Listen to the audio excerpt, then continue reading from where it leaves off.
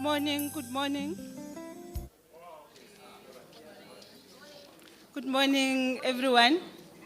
Let's all settle down, and I hope the people downstairs at the overflow room, they are also settled down, they're able to hear and also able to see us, and also the people online. Good morning, Deputy Minister. Good morning, Dean. My name is Dr. Susan Mangole. I'm the Acting Deputy Director General from the Department of Trade, Industry and Competition, responsible for transformation and competition. So mainly dealing with the implementation and making sure that the country drive an inclusive economic growth. I would like to take this opportunity and thank Johannesburg Business School for giving us this moment of having to reflect. So for today, I'll be your program director. Hopefully, I will be strict with time. Some of the members of the BEE Charter Councils, they were reminding me, I'm one person that when I say 15 minutes, except for you, Deputy Minister, it's 15 minutes. So I guess we do have a program in front of us that we are going to be following. So let me take the opportunity and welcome everyone. Welcome everyone who's also attending online. Thank you for joining us. Deputy Minister and Dean, we were arranging the symposium targeting, I'm looking at Prof, we were targeting 100. Unfortunately, the interest surpassed 100. We are in and over 1,000 RSVPs. So that actually shows how important and how critical this particular topic is. So as an opening, we are here because of the constitutional mandate, Section 9.2, that actually give effect to the broad-based Black economic empowerment. So the reason for this session is one of its kind. Through JBS, we are reflecting in terms of the journey and gathering evidence. So without further ado, I am going to request our host, Professor Alistair Mukwena, the JBS Executive Dean, to welcome us in the building. Prof.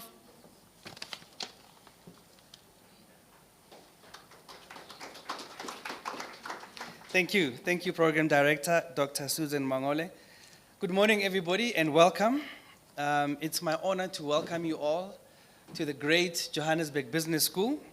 But let me first start by acknowledging our distinguished guest, Mr. Seiso Mohai, Deputy Minister in the Presidency, responsible for monitoring, planning, and evaluation. Mr. Tsidiso Matona, welcome back to JBS, the BE Commissioner. We've had many conversations about today. Mr. Kuba Naidu, member of the Presidential Economic Advisory Council, welcome to you, sir. My colleague, Busani Ngaweni, the principal, and the director of the Center for Public Policy and African Studies at the Johannesburg Business School. And also want to welcome Professor Thando Vilakazi, who's an associate professor here with us, and head of School of Economics at the University of Johannesburg.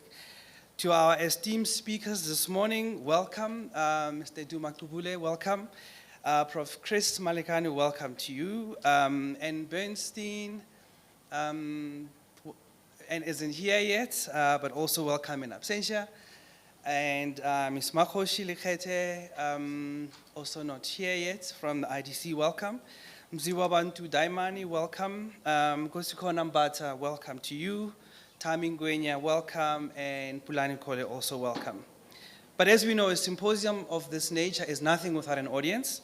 That's our VVIPs, and thank you very much for all the people that accepted our invitation to this very critical conversation.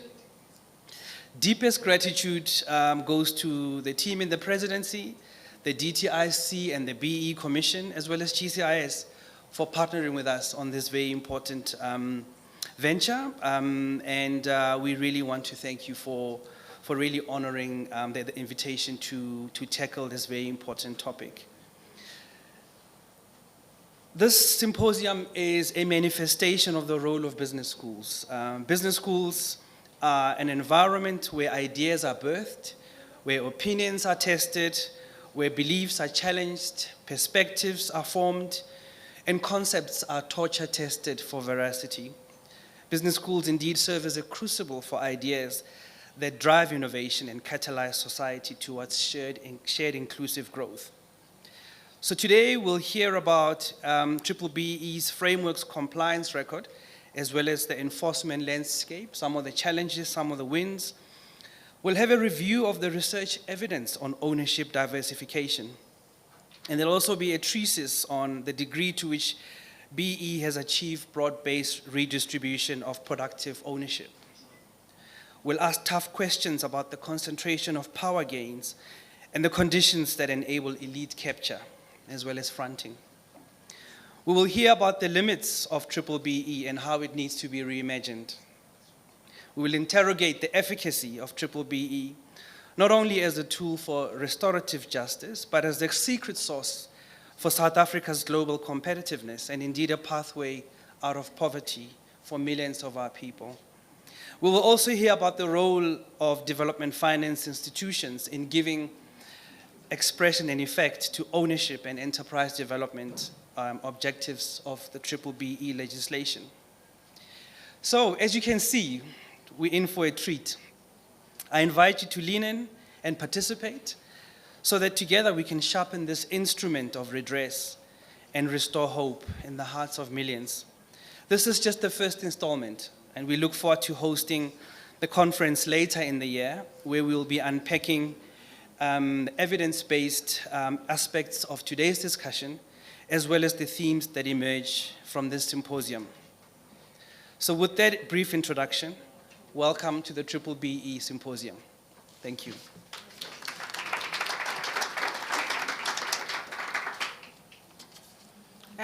Thank you so much, Professor Mukwena. I think now we can all relax. We are welcome. And thank you for hosting us. And thank you for allowing us to spend the whole day with you interrogating the issue. The theme today is Black economic empowerment and its content, the past, the present, and the future. Prof spoke about reimagining transformation, reimagining inclusive economic growth. So allow me at this moment to welcome our Deputy Minister of Planning, Monitoring, and Evaluation, Deputy Minister Seiso Muhai.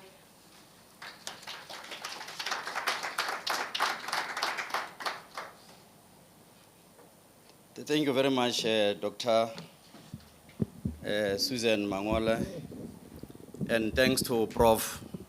Alista Mukwena for the welcome. Leadership of the University of Johannesburg and Johannesburg Business School, representative of the BBEE Commission, the Matona, distinguished panelists, scholars, business leaders, organized labor, civil society representatives, development finance institutions, ladies and gentlemen, good morning.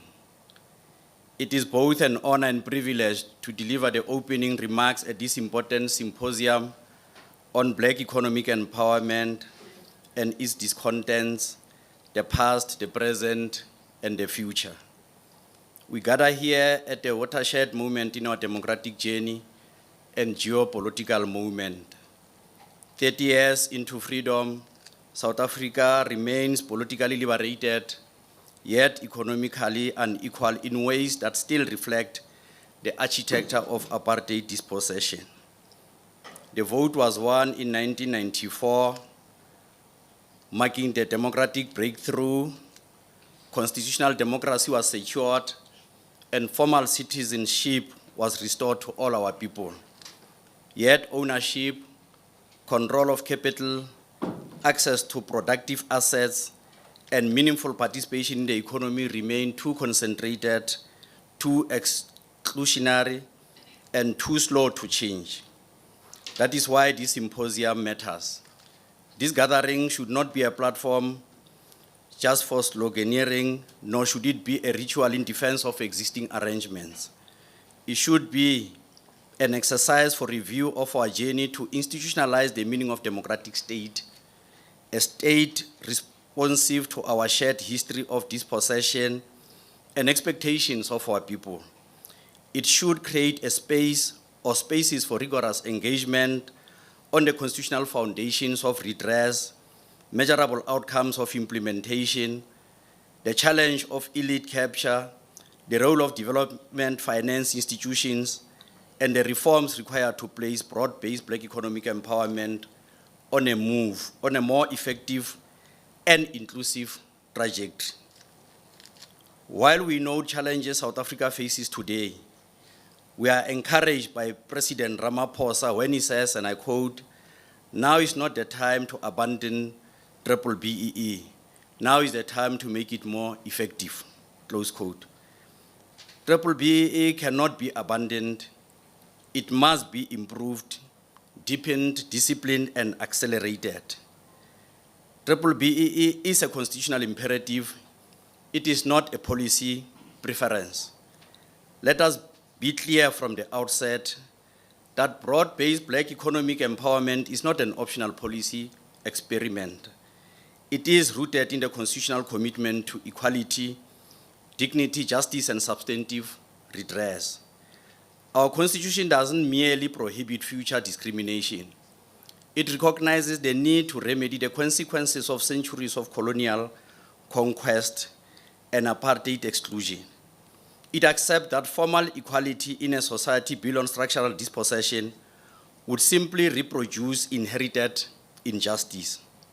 That is the reason Section 9 of the Constitution permits and indeed requires legislative and other measures designed to protect or advance social transformation of persons disadvantaged by unfair discrimination. In practical terms, South Africa cannot claim constitutional fidelity while tolerating economic patterns still shaped by racial, gender, and spatial exclusion. To oppose all remedial measures is to misunderstand the democratic settlement itself. The question before us has never been whether transformation should happen. The real question is whether we have been bold enough, effective enough, and honest enough on how we implement it. There is a body of evidence that shows that progress has been made in the implementation of BBEE. There has been increased Black participation in management, enterprise development, supplier inclusion, and ownership structures across several sectors. Income gains among Black households since democracy are real, and poverty levels have declined relative to earlier periods, even if not at the pace expected by a majority of our people. There is a credible empirical evidence that demonstrates that transformation policies, including broad-based Black economic empowerment, have had measurable effects. For example, Black African household income grew by 46% between 2006 and 2023. Poverty among Black South Africans declined from 67 to 44% over the same period.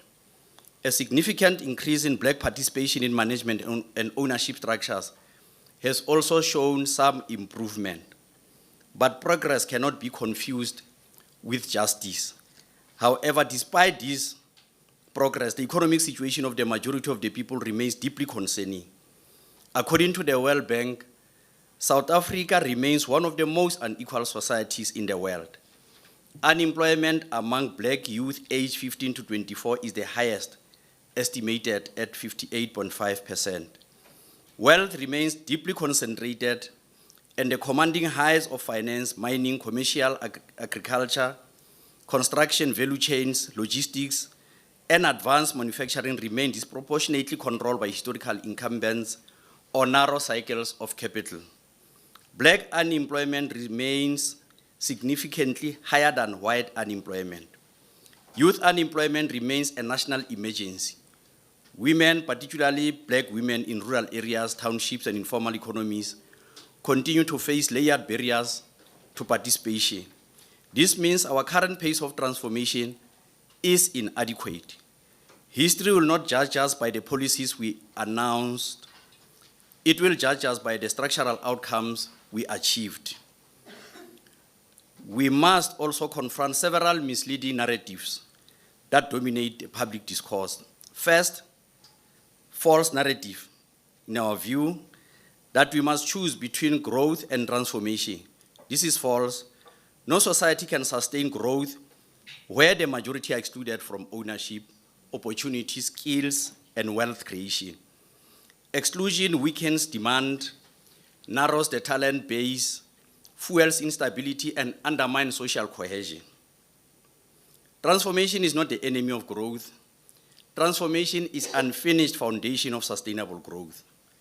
The second false narrative, that because implementation has flaws, the principle itself must be discarded. This too is false. Where there is fronting, we must prosecute fronting. Where there is rent-seeking, we must stop rent-seeking. Where compliance is superficial, we must enforce substance. Where benefits are too narrow, we must broaden participation. Implementation failure can never become an excuse for the miscarriage or abandoning justice. The third false narrative is that the BBEE only benefited a small group of politically connected individuals. This is an incomplete and often disparate distortion of reality. Yes, there has been instances where benefits were concentrated and where transactional empowerment failed a broad-based objective. We must acknowledge that, honestly, but it is equally true that many of the most Black South Africans who rose in business, industry, finance, media, technology, and professional services through empowerment opportunities have had no relationship with whatsoever with the African National Congress as the leading party in government. Many beneficiaries emerged through entrepreneurship, professional excellence, market competitiveness, strategic partnership, and access previously denied to Black people under apartheid. Their success is not evidence of policy failure. It is evidence that barriers can be broken. We should not be ashamed of Black success and excellence. We should multiply it. The task is not to deny those gains. The task is to broaden them far beyond current levels. We must be honest about a resistance. There are forces, domestic and international, that seeks to portray all transformation as unfairness, all redress as discrimination, and all empowerment as inefficiency. Some of this opposition is ideological, seeks to reproduce and maintain colonial privileges. There is also a more subtle resistance: delay, procedural obstruction, minimal compliance, legalistic evasion, endless litigation, and calls for patience while inequality deepens. South Africa cannot afford politically insensitive postures that seek to stall or reverse transformation. We are not a small island detached from our continent. We are Africa's most industrialized economy. We carry continental expectations. We cannot become an enclave of historic privilege in continent yearning for models of Black excellence, inclusive industrialization, and shared prosperity. The success of transformation in South Africa matters beyond our borders. One of the reasons for convening this symposium is that transformation must move from general aspiration to sector-specific execution. Different sectors have different histories, market structures, and barriers to entry. A uniform approach will not succeed. Examples of these are program director. In construction, for instance, construction is labor intensive, infrastructure linked, and central to economic recovery.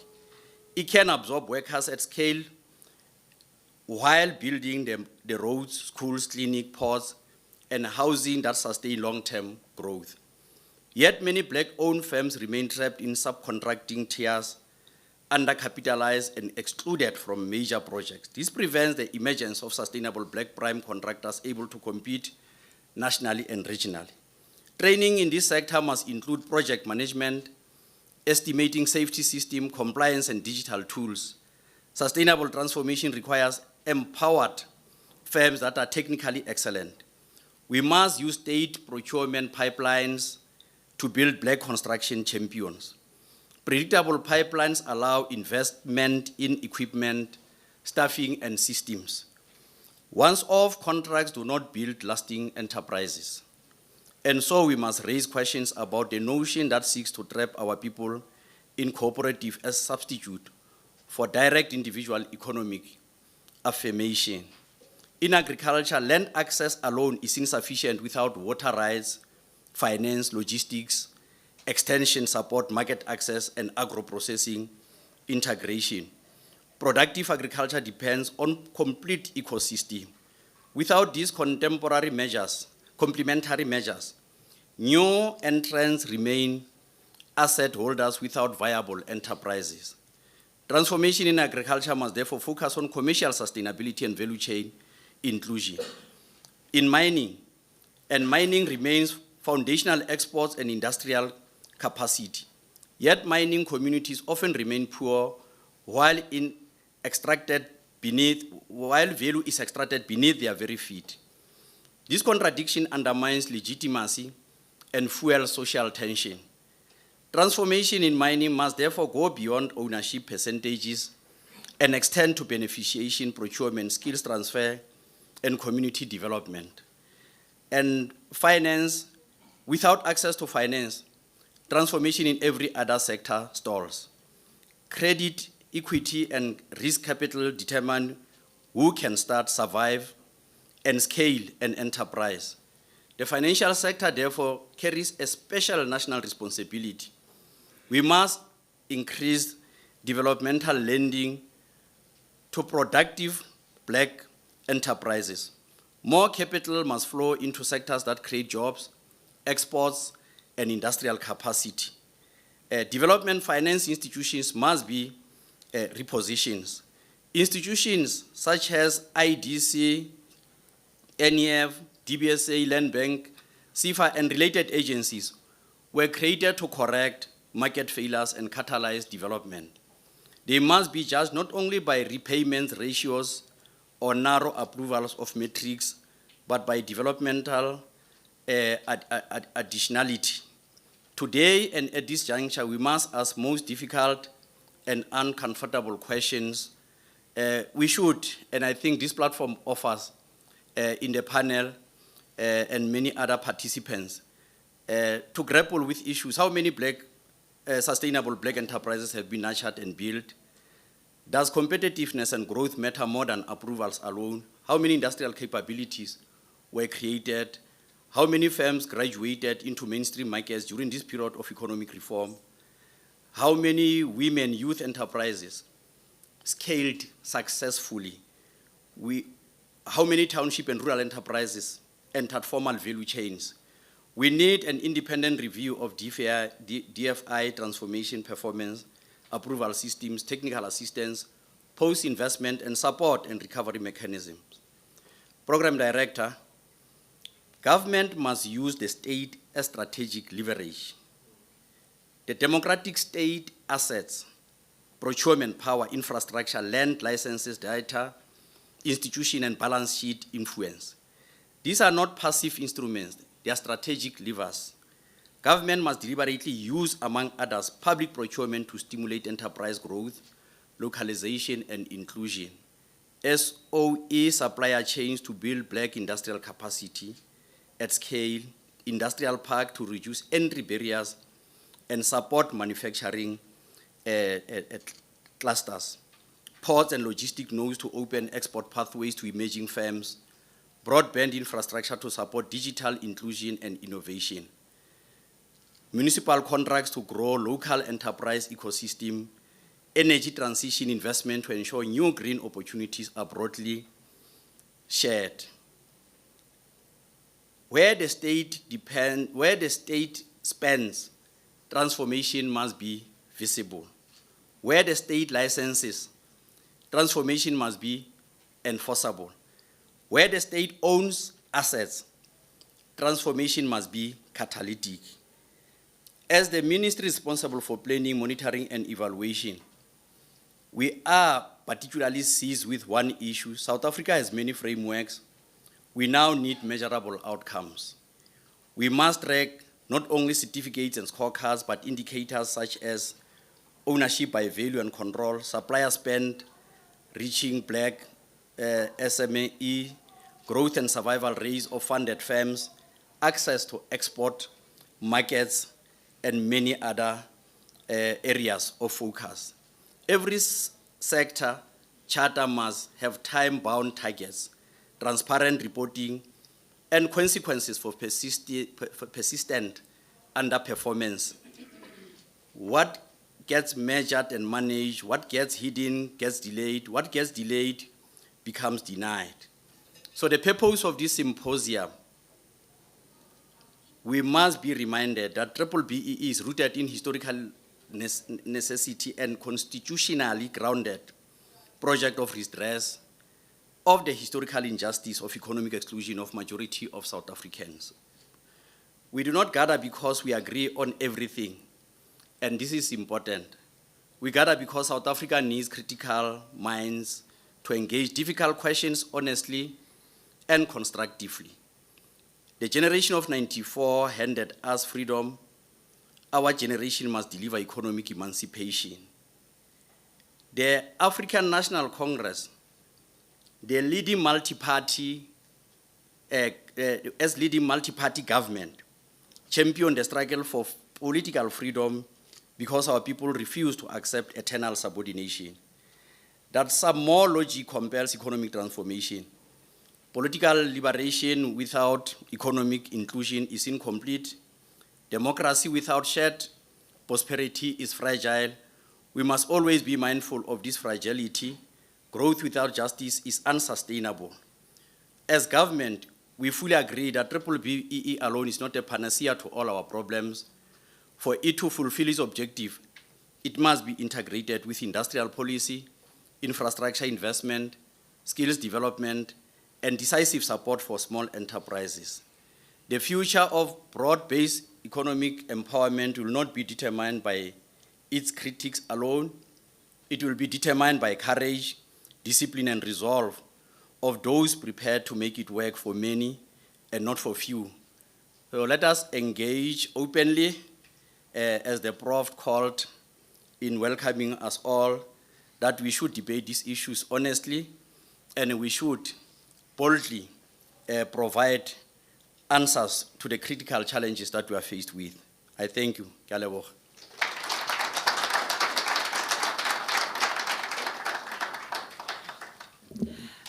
Thank you, Deputy Minister. A round of applause for our Deputy Minister of Planning and Monitoring in the Presidency.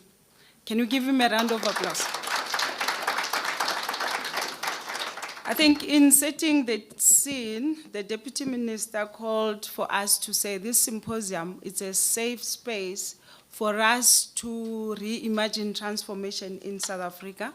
We need to answer the question of whether we are bold enough, we are efficient enough to drive inclusive economic growth.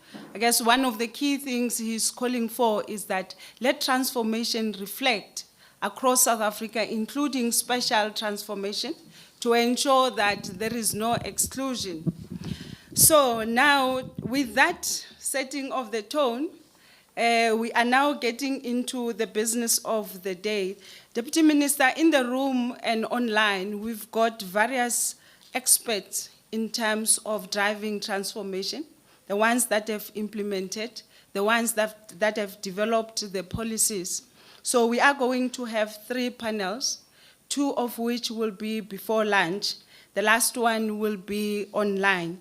Some of our panel members, they are online, but they will be joining later for their reflection. So the first panel, it will be looking at the BBEE overview and the state of play. So the panel will focus, this panel establishes the empirical and institutional baseline for the symposium. It provides an authoritative account of BBEE framework's compliance, compliance record and enforcement landscape, followed by an assessment of what the framework must now do differently, and a review of the research evidence on ownership, diversification, and structural outcomes. What the Deputy Minister reminded us is what the President has said during the State of the Nation address. The President has said that it is time to review BBEE. While we look at that review, we also need to reflect on the evidence that we have, reflect and create a database and empirical data to support this particular review. So I'm gonna call on our panel members. I'm going to give the panel 40 minutes. We are going to allow for questions at the end. So each panel member will have 10 minutes of giving their sort of perspective from their space. And then at the end, because we do have quite a number of people online, we are going to be opening for Q&A and still allow the panel members to reflect. First, our first panel member is Commissioner Tsidiso Matuna, the BBEE Commissioner, who will be dealing with compliance enforcement and the Commission's findings in the various report. And then the second panel member is Kube Naidu, the Presidential Economic Advisory Council, and he's going to be looking at what do we do about BBEE, a policy assessment. The last one is Thando Vilakazi, Associate Professor and Acting Director, School of Economics, University of Johannesburg. I happen to work with Prof. Vilakazi on the competition space. So I can reassure you that BBEE is reflected in the Competition Act.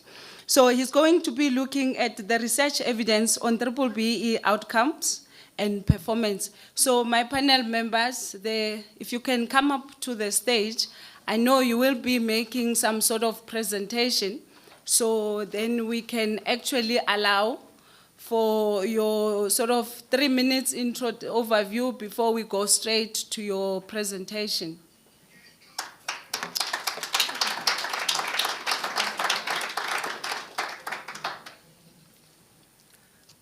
Okay, I'm going to start with you, Commissioner. I know that you want to make a presentation, so over to you.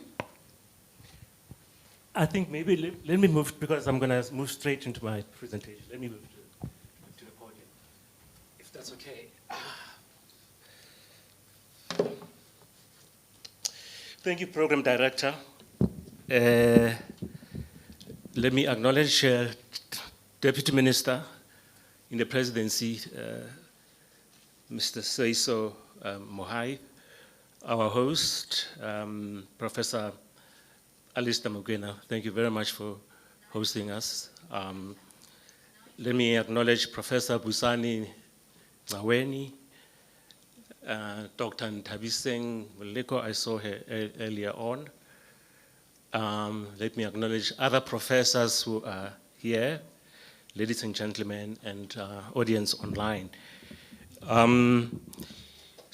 Look, I think that this is a very welcome and timely engagement on a topic that is highly topical. The discourse has reached fever pitch. So I will do a quick overview in the time allocated. If the presentation could be displayed, please, so that I can go straight to it. But let me contextualize the Commission. The Commission is an intervention in the journey of the policy from 2003, when the first act, BEE Act, was promulgated. 10 years later, 2013, the legislation was amended, and a monitoring function was introduced. Up to then, there was no centralized sort of data collector, data monitor, official.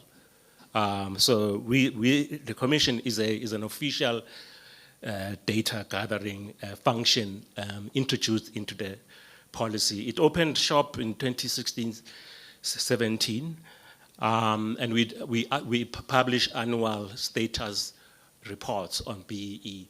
But we did an exercise in 2023, 20 years down the line on the legislation, an exercise that said, where are we 20 years down the line? Now you will all know that the official instrument of measuring BEE inscribed in the legislation is the BEE scorecard with the 5 elements: ownership, management, movement, mobility of black people, enterprise and supply development, skills, and socio-economic. So that's a scorecard, all right? And this is issued with a certificate every year, entities that implement, and that then captures the data. So we said, let's get all of the BEE certificates that are available. So we were lucky to get about 28,000. These are collected by verification agencies. So the project was a collaboration between the Advisory Council, as I said, represented by Dr. Moleko, the department, DTI, the South African National Accreditation Agency, which accredits verification agencies, SANAS, as I said. So we did this sort of collaboration, when the Competition Commission, sorry. Absolutely important partner on this undertaking. So we had these 28,000 certificates and of course reports, because the legislation says that measured entities must also submit their compliance report. So that's also another data document. That's the sample.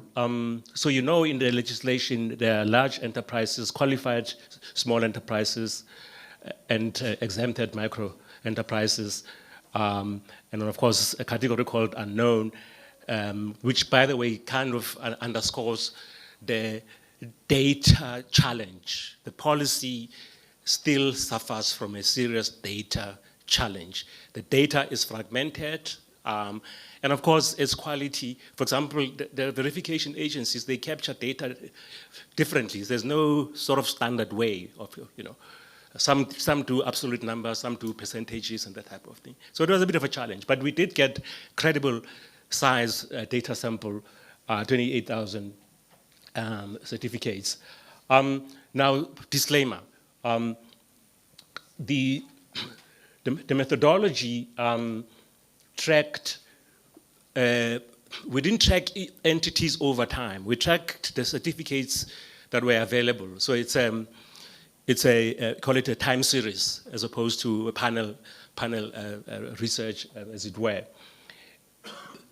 And importantly, the certificate does not tell you the impact. It just gives you percentages, of what has been achieved under ownership and that type of thing. So this is not a kind of an impact sort of assessment, but it's valuable in its own right, because this is the official tool for measuring BEE, the BEE certificates. Some highlights: messaging. We see that compliance levels have increased over time. All right, now the narrative sometimes suggests that there's a strike or boycott. Reasonable law-abiding companies do implement. You may quarrel about the quality of their implementation. So we see over time that compliance is increasing. There's a trend, upward trend, and that everybody is trying to achieve the highest level 1 to 4. All right, but of course there's also non-compliance that we've seen as well. There's a overall trend towards achieving ownership, and of course there's kind of positive movement across all of the elements of the scorecard. However, what is important is that targets are not really fully met. All right, so for example, on ownership, the percentage achievement of the ownership target is about over 70%. So that's about 25. You remember, the points are 25%, so about 21%, for example, on ownership. And similarly, across the other elements, and there will be a slide that I'll show in that regard. So we're not achieving the full targets, as it were. And so if you wonder, why are we not achieving sort of change at scale? The answer lies in implementation as well, the achievement of targets. Just some macro trends. So in 2013, certain elements were prioritized. So enterprise and supply development received the highest weighting, 40 points out of the scorecard. Ownership as well these are called priority elements. So they receive sort of high weighting skills development. And you see the response, all right? So if you see, for example, 2013, that's where the amendments happened. Once they were clear, there was some sense of policy certainty. The compliance and implementation took off. But of course, you can see that we've kind of flatlined. There's no radical sort of, trajectory, radical shift in the trajectory. But what is important for me is the fact that, impactful catalytic elements like enterprise and supply development, which I believe, in fact, is where we are going to really achieve the greatest sustainable and deep transformation. When we establish enterprises, we massify the establishment of enterprises which are 100% owned by black people, that they can create new products and participate in the market if we create the right conditions for them in terms of access to markets and access to funding.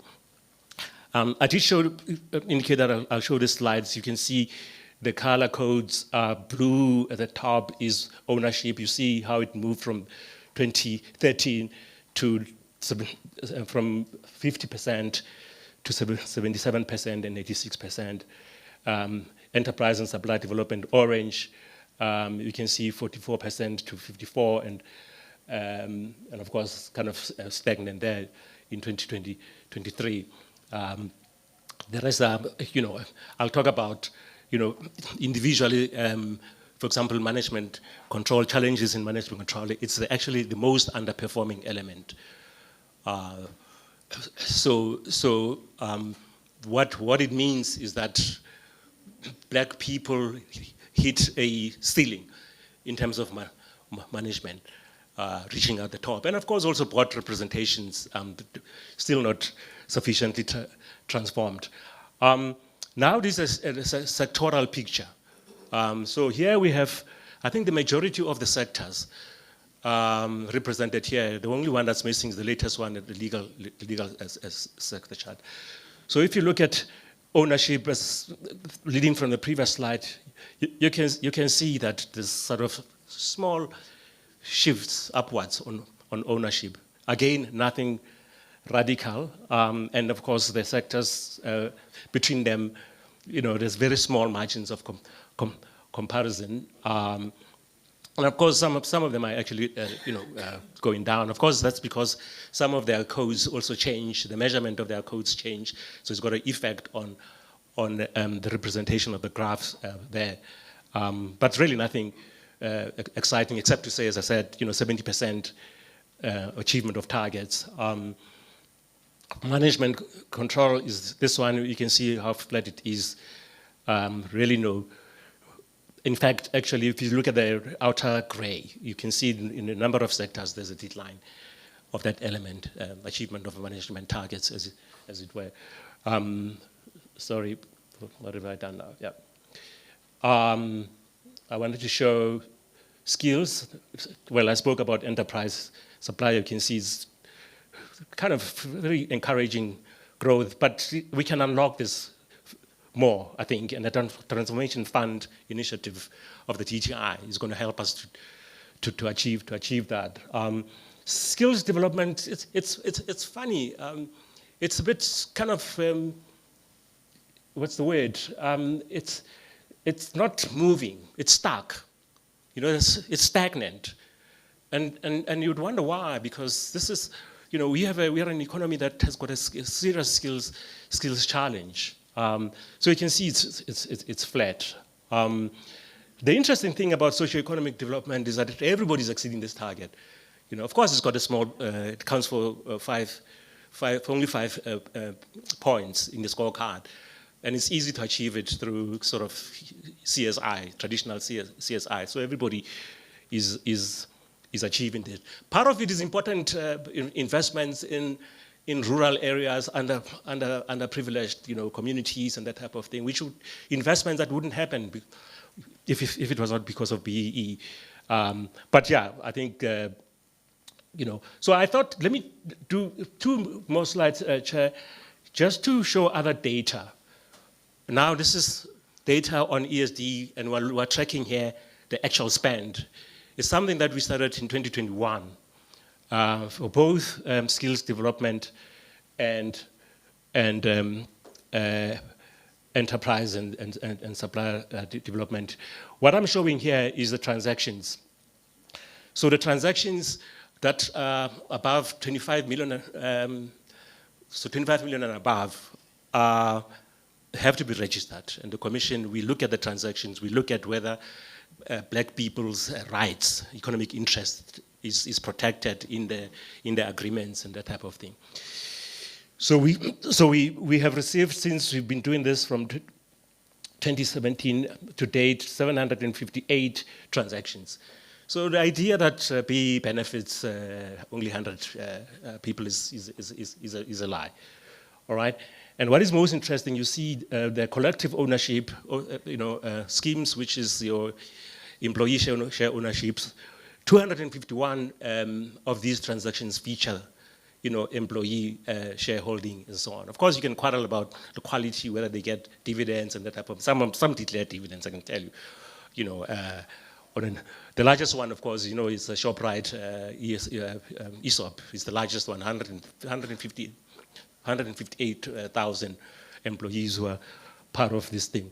And you can see the value, 615 billion rand in assets acquired. Of course, some of them are, you know, are funded by debt, so they haven't really vested, as it were. But assuming the conditions apply, you know, that's sort of the value, the quantum of value. ESD, what is this? ESD spend. So if you look at the top is JSE listed. They report this on their compliance. From 2021 to date, 64 billion rand going into enterprise and supply development. Public sector, organs of state, 31 billion, and you can see it's declining because of constrained budgets, as it were. Skills development, look at the quantum from 2021 to the current to now, 119 billion rand going into skills. Surely that should count for something. These are important because they're the broad-based aspects of BEE. BEE is not just about ownership. So any notion that BEE is just ownership and we obsess over ownership is wrong. I'm concluding now, all right? So to conclude, the landscape, the compliance landscape is dynamic. It's fluid. You know, everybody wants to be measured and measured, or at least the majority wants to be measured and measured at high levels of performance, as it were. What we incentivize gets done. So we incentivize ESD, it gets done. The quality, there are lots of quality issues about it, absolutely, that we'll have to fix going forward. And the problem is that, you know, BEE, the measurement, it incentivizes inputs. So how much have you spent? Not what is the impact of your spend, all right? So most of the elements are money metrics, so we don't actually see the impact. And I think going forward, if we are going to flip this, to pivot the framework, it must give more visibility to impact. I think everybody accepts that. We must deal with that the data gathering issues, really a problem. If we don't have the reliable data, we're not going to have a good picture of what's happening. So that's absolutely very, very important. There are lots of problems about BEE fronting. You know, for example, you said we should talk about fronting. So since the commission has been in office 2017, we have received 1,550 complaints. 84 of them are about fronting. And then, of course, there are culprit sectors. Mining is the leading culprit. Construction, you know, lots of fronting going on there. So we have to deal with this loophole and the gaming of the system and so on. So the last point is, I think the president has given us the line of march that we must review the legislation, and the department is going to be leading us in that regard. Thank you very much for your attention.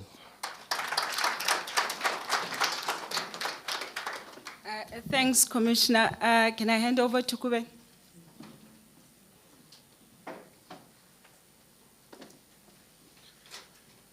Thank you, Chair, and thank you, Tsidiso, for setting the scene so well.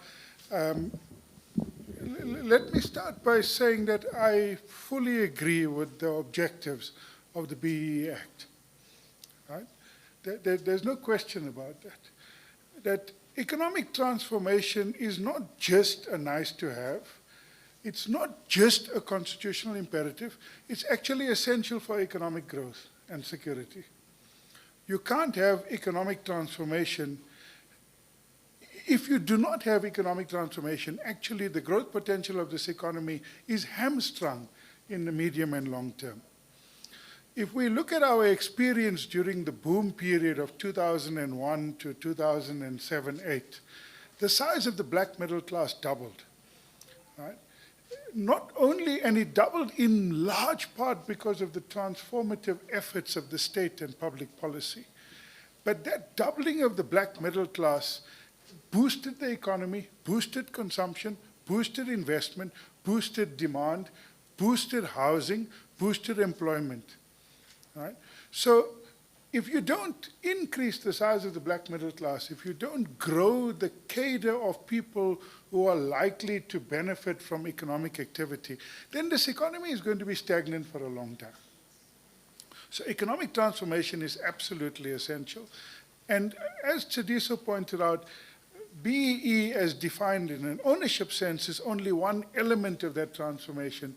There are multiple elements of the transformation that we need to look at, from skills development to rural communities to the township economy to the role that women play in our society to the role that rural people play in our society. All of those are important elements of transformation and must not be forgotten.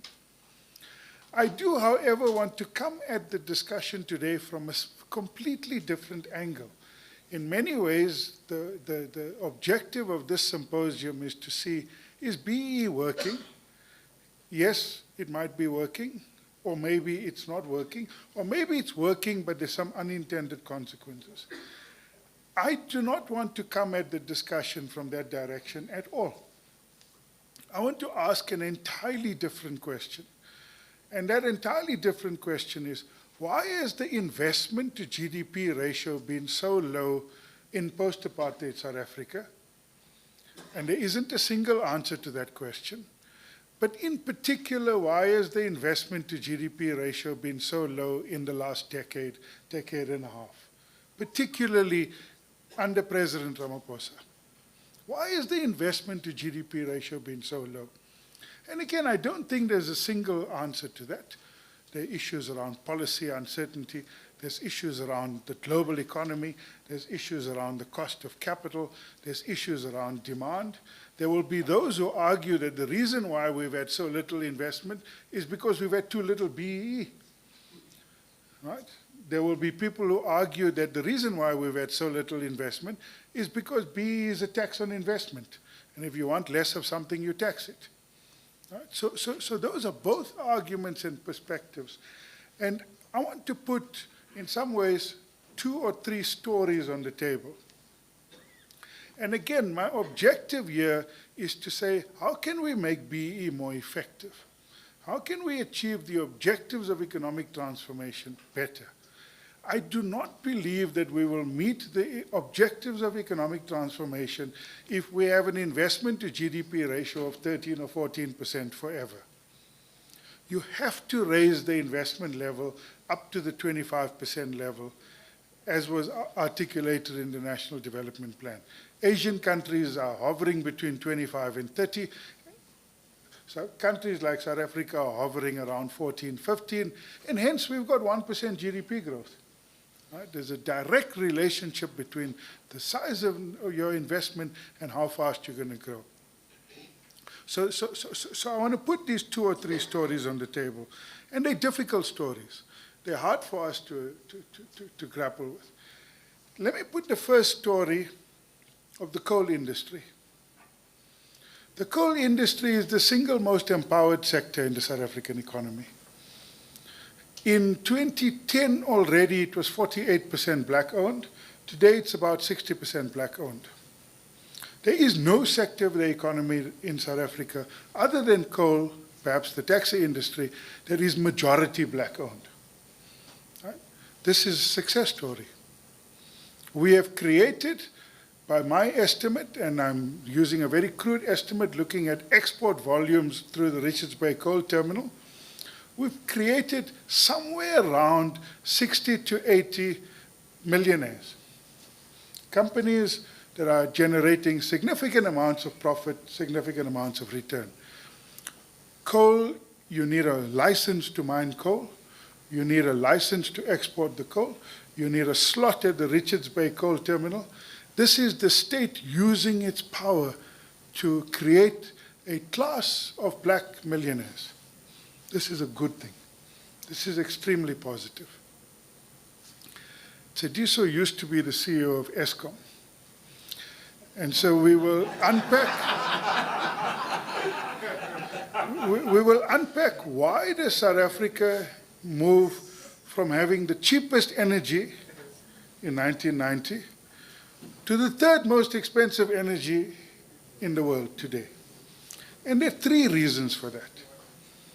The first is we overspent on very inefficient procurement processes in Kusile and Medupi. We should have spent about 300 billion. We spent somewhere around, the original budget for Kusile and Medupi was about 260, 270 billion. We probably spent about 200 to 300 billion over that. And that's now factored into the energy price. The second issue, a more controversial issue, is that Eskom has an average labor cost of 1.2 million rand per employee, 45,000 employees. Right? The average comparable utility in the world, in dollar terms, has got a lower unit labor cost and lower employment. But the third reason is that we pay a significant premium on coal. There's a direct relationship between the significant premium on coal and the cost of energy, and the creation of black millionaires through the coal sector. So it's a good thing that we have empowered the coal industry, but every household that pays for electricity, every firm that can't get to scale because of high energy costs is paid for the indigenization of the coal sector. Now, I'm not arguing that this is a good thing or a bad thing. Right? I'm arguing that we as a country must grapple with these trade-offs. It is absolutely right that we create a class of black coal miners. No question about it. But who bears the cost? Second story I want to tell you is about public sector procurement. In our preferential procurement legislation, BEE status is a disqualification criteria at the first hurdle. So if you do not meet a certain BEE status, you are excluded from procurement. You're excluded from the contracting. So let's assume that the Department of Agriculture wants to buy 100 Dell computers. Dell can't bid because they don't have a BEE status. So the only people who bid are middlemen, right? Are intermediaries. Now, because the only people who are bidding are intermediaries, the government has got no idea how much a Dell computer costs. They don't. They're entirely clueless. The objective of the preferential procurement process was to actually quantify the rent that as a society we're prepared to pay for the Dell computer. So the result is that you get markups of, we did a survey of, I think it was about 23,000 procurements. What rent does the government pay? What rent does the government pay? We should pay a rent for black economic empowerment. But is the rent 5%, 10%, 15%, 20%? In a Treasury survey of 26,000 public procurement contracts, the rent was between 40% and 2,000%. Right? Now, I'm not proposing that we must get rid of this, but let me make a very simple proposal about how we can flip this. If you change the structure of the Preferential Procurement Act, where you do not allow people to exclude people on the basis of a BEE status at the first hurdle, then theoretically Dell can bid. The government will now know how much a computer costs, because at the moment it has no clue. The government can then say, if Dell is charging us 100 Rand for the computer, we're prepared to pay 110 Rand for the computer. We're prepared to give the contract to a middle person or a middleman, but Dell is not excluded from tendering. Right? Or alternatively, you can give the contract to Dell and force them through a supply development program to ensure that there are intermediaries, suppliers that are black-owned. The advantage will be that you get public sector procurement at a lower cost. I could give you at least 2 or 3 more examples of this. Right? The point I'm making is that BEE is an essential element of our transformation strategy. But we must accept that there are costs to BEE. The cost of compliance for firms, the costs of these scorecards for firms. I'm a fan of the idea of a transformation fund. I'm a fan of the idea of a continuous voluntary tax, 3% of profit or 5% of profit. It's an assessed tax already. You don't need any additional burden. You pay the money into the transformation fund, and the transformation fund can be used to lend to black-owned businesses, women-owned businesses, township-owned businesses, rural-owned businesses. But you lower the compliance costs for firms. Most firms, particularly big ones, would quite happily pay that. They'd pay the voluntary tax because of the significant compliance costs that they have today. So I'll leave it there. Again, we must not throw the baby out with the bathwater. Economic transformation is essential, but we must ask ourselves the very hard question, why is the South African investment ratio so low? Can we ever transform this country in a holistic sense if we aren't able to grow the economy by 3, 4, 5%? And these are some of the real issues that bedevils our ability to raise investment and to raise investment efficiently. Thanks.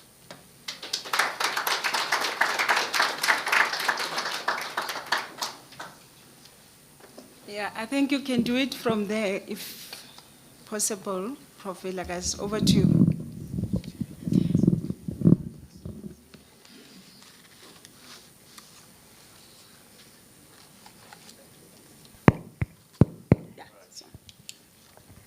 morning, Honourable Minister, colleagues.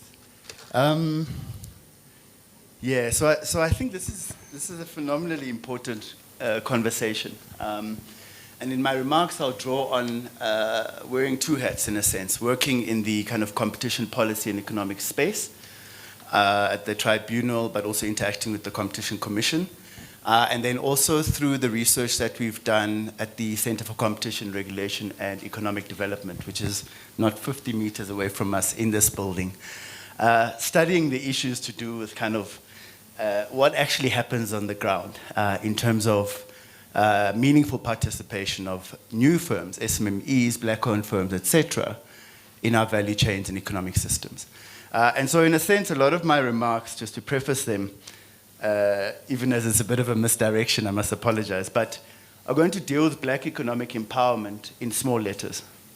There is the policy framework, but I think even the commissioner is hinting here that there is so much by way of an economic system of rules and regulations, which we set, incidentally. The rules of the market in a capitalist system like ours are set by the state, right?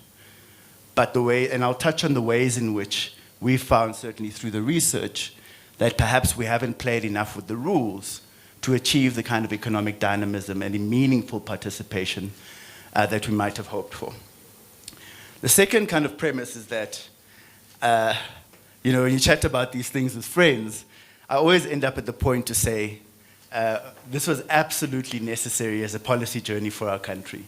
There is no world in which the conversations around black empowerment, inclusion, women empowerment, etc., would be part and parcel and happening in the corridors of large capital, of Sandton, were it not for this policy program, with its ills, but also with its successes, right?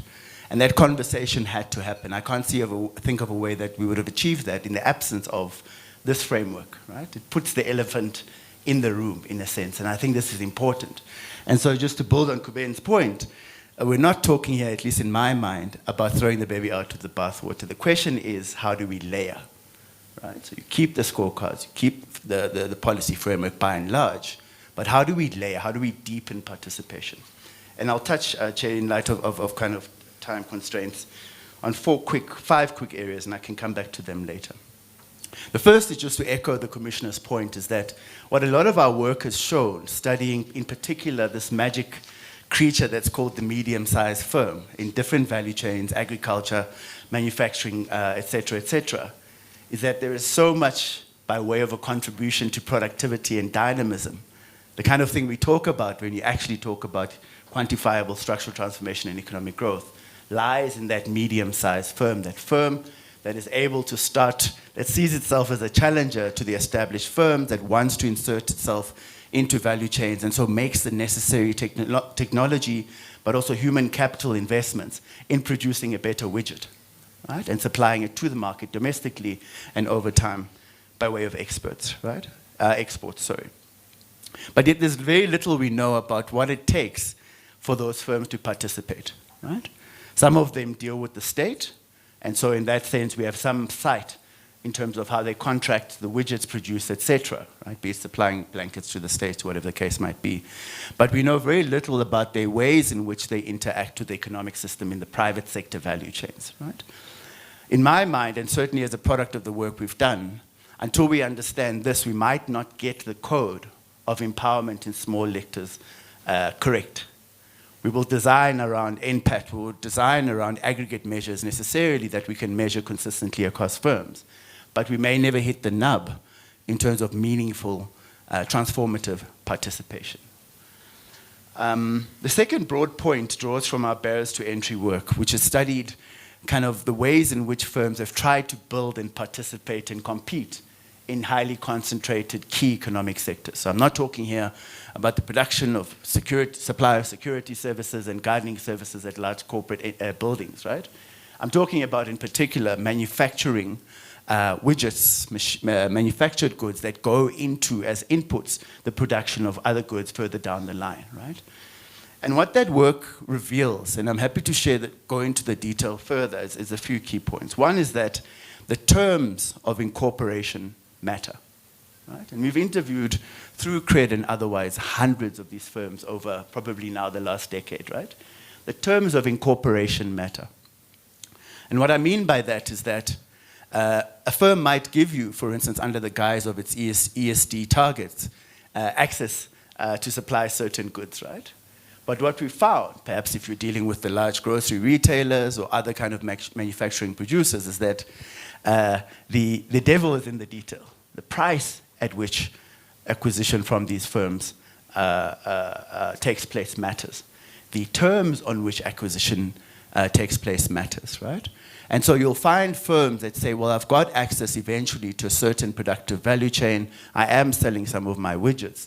But in truth, the margin, for instance, that's on the table makes it very difficult for me to grow and expand and meet some of the targets that the private sector firm I'm contracting with seeks of me, right? Secondly, there's this very important point around routes to market, right? Which by and large, across case studies, across sectors that we've looked at, particularly in areas such as large-scale agro-processing, right? Routes to market are closed. What the work shows consistently is that we haven't done what we needed to do to enable firms that have built, black-owned firms that have built capabilities to say, I'm a milling firm. You know, I take grain and I turn it into impulp or whatever the case might be. Maize mill and all of that. What really matters actually, and we've seen this in case studies, is a particular firm we interviewed, for instance, said, I had everything. I had funding from IDC. I've been through all the skills training programs, capacity building, etc.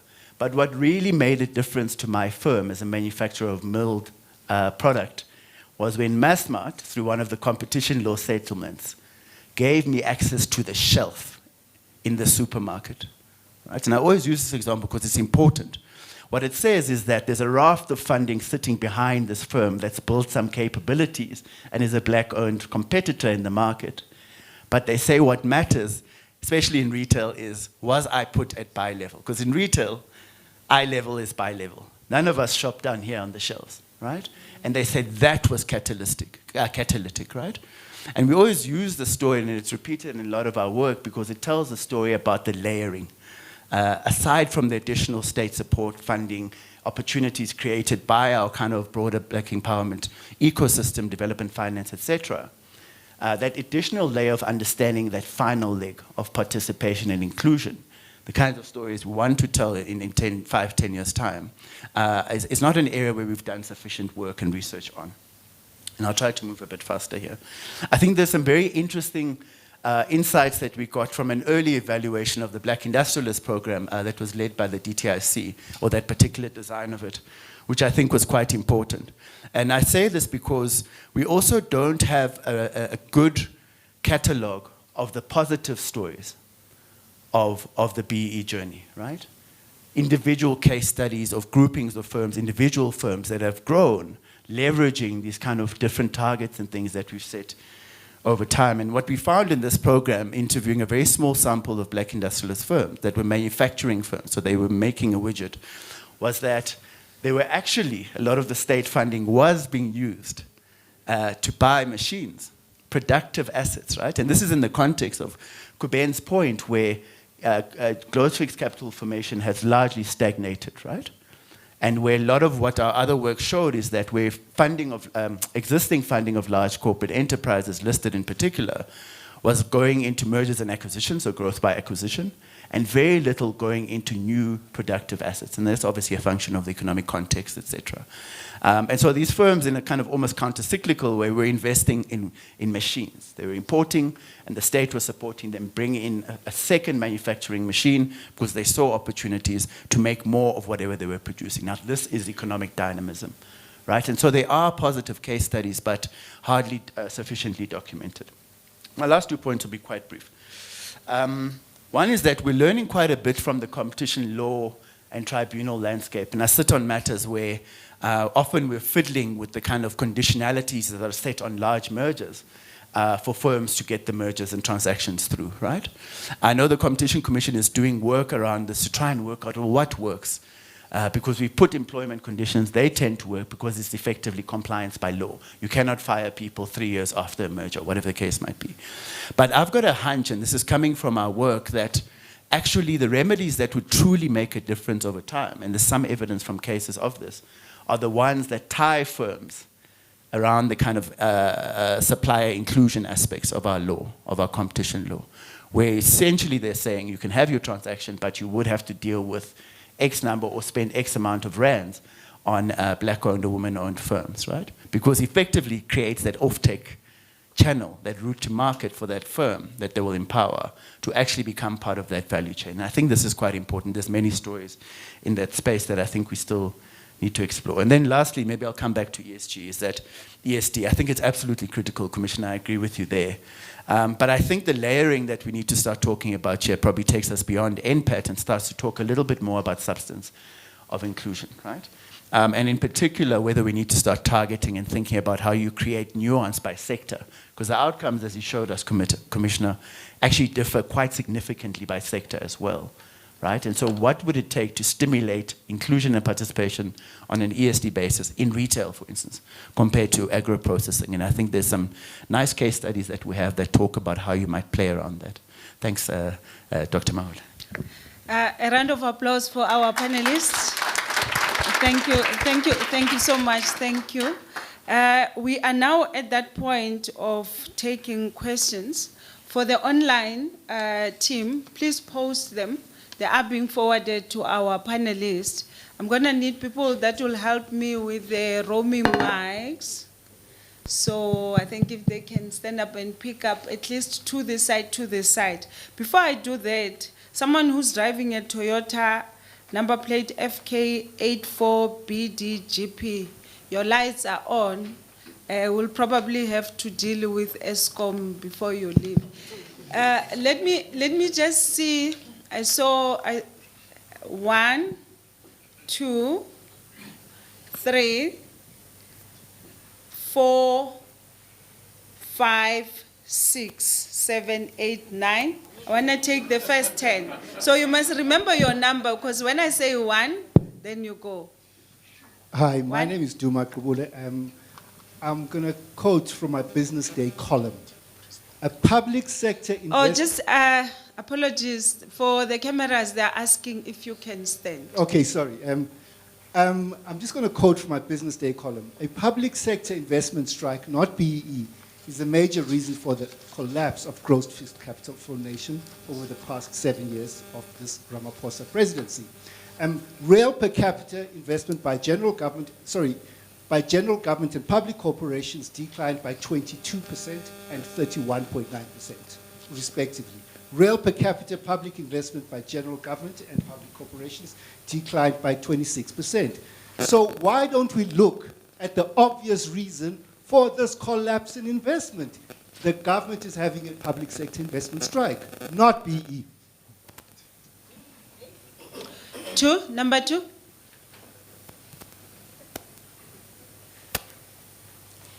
Good morning, everyone. I am Kutlono Takadi.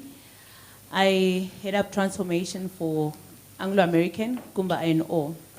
So my question goes towards Mr. Madona.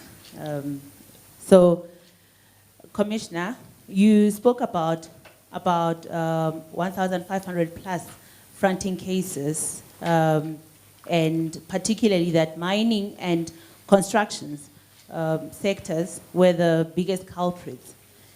And on the draft BBEE codes that were gazetted earlier this year, there is a greater emphasis on 100% black-owned companies as well as 100% black female-owned companies.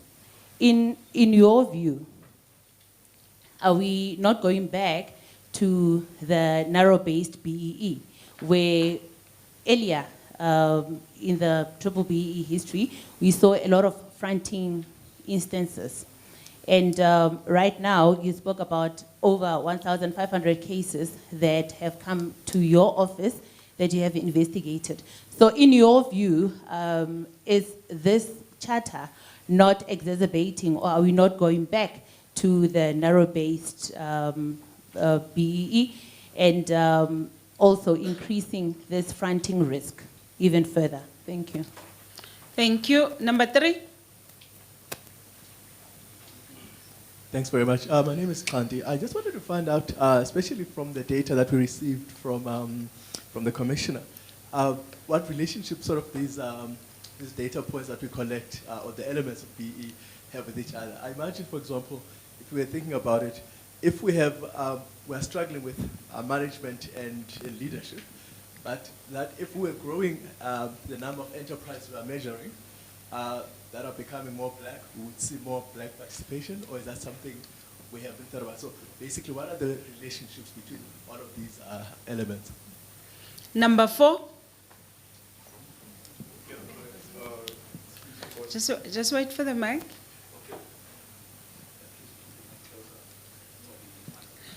Yeah, I think if you can speak to the mic so to that the the mic. online can Okay. hear. And still standing up for the camera. All right. Well, anyway, 3 questions. One for Mr. Matona.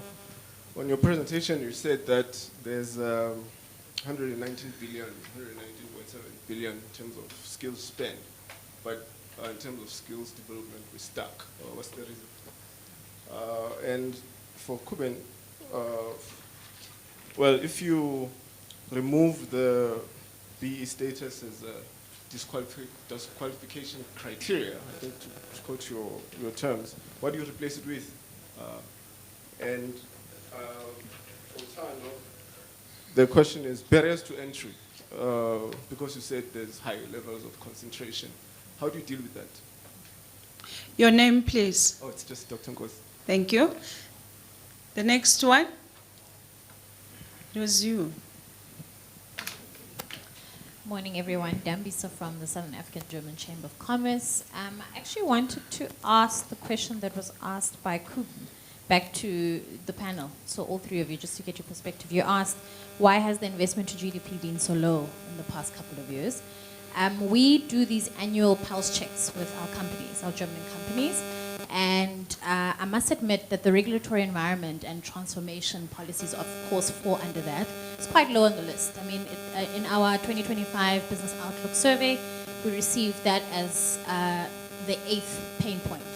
Above those pain points, above that, we had corruption, we had political uncertainty, we had policy uncertainty as a whole, we had rising costs, difficult business environment. So the multinationals always say, please, can you work on the basics? Then we'll invest. So I'm really, really curious to hear the perspectives from the other panelists. Thanks. Thank you. Number 6. 6, 7, 8. I ended up at 8. 7, 8. 7, 8, 9. Yeah. Thank you, Program Director. My name is Rudy Peterson, and I head up government and stakeholder relations here at the university. So my question is just around the issue of BBEE and being an unequal society still in South Africa. So just before I pose my question, unfortunately, sadly, South African, I'm glad Department of Monitoring and Evaluation is in the house, because as South Africans, we are the great, very great in policy development, but very bad in policy implementation, monitoring and evaluation. And I think that's the big challenge for us. So my question is, once we have this BBEE, we have, unfortunately, the most unequal society still in the world. Now that is the big challenge. So my question is, does that mean BBEE, being the unequal society, has dismally failed? If not, how? What is the ingredients? How we move it forward to be able? I like the issue that we need to change. We can't wish away BBEE. We need to implement measures to take it forward. What will be the ingredients of readjusting BBEE? And is it going to take another 20 to 30 years? Thank you. Thank you. Number 7.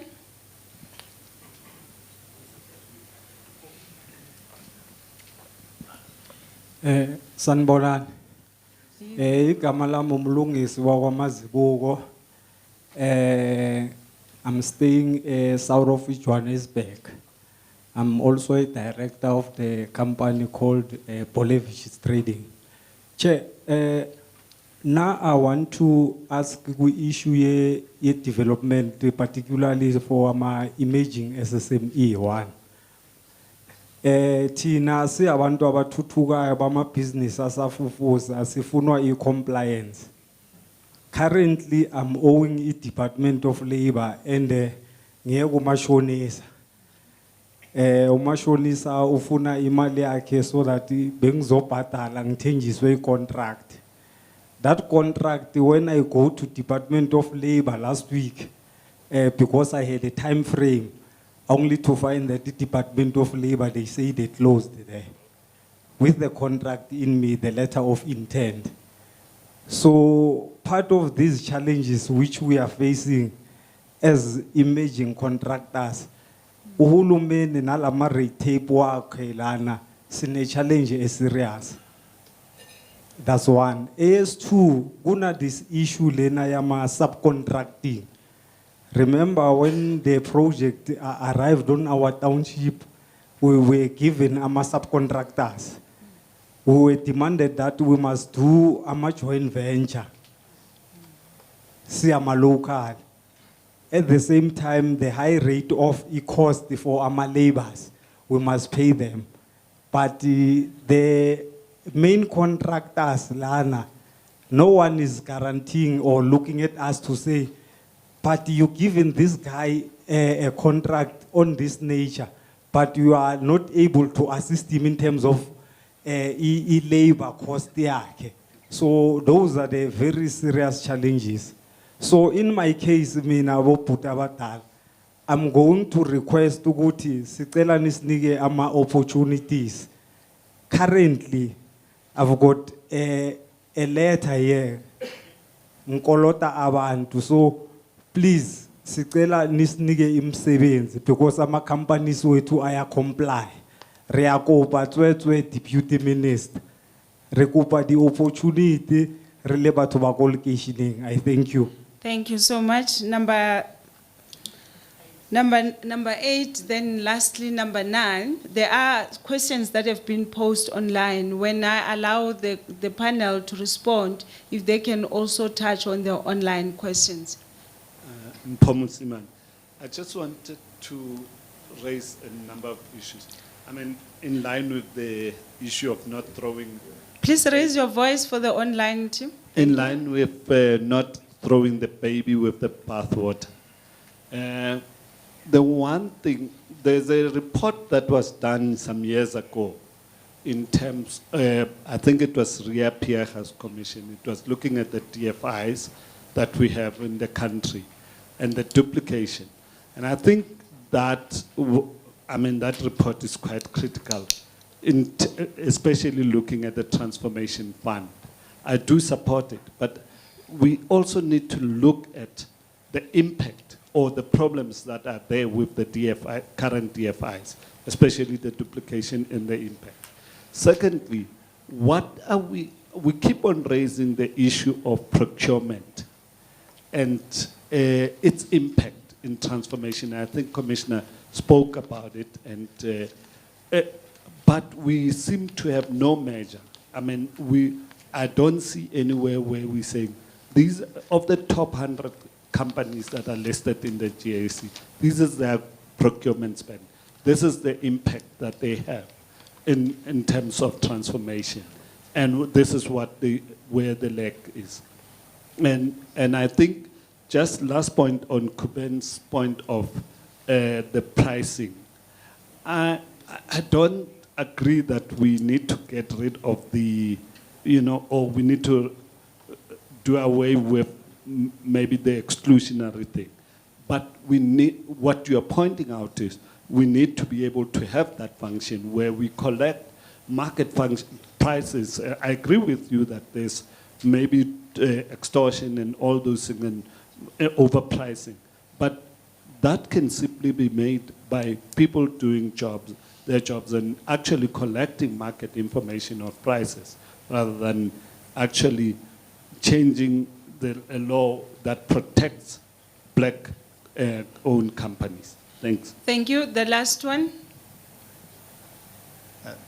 Thank you. Lungilen Zalaza is my name. And thanks to our presenters for their insightful presentations. So my discussion point relates to the low investment to GDP ratio.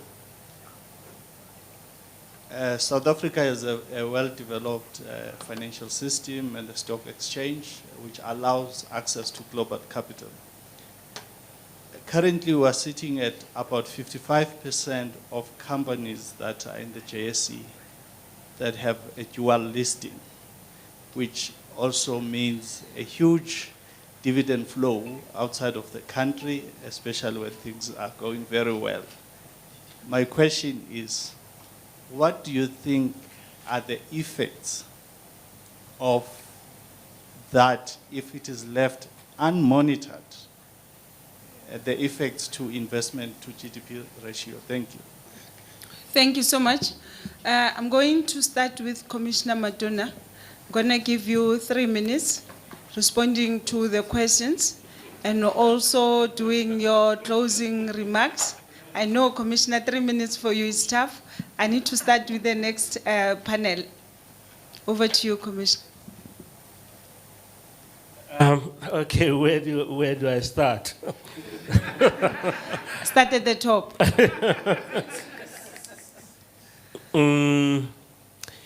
Look,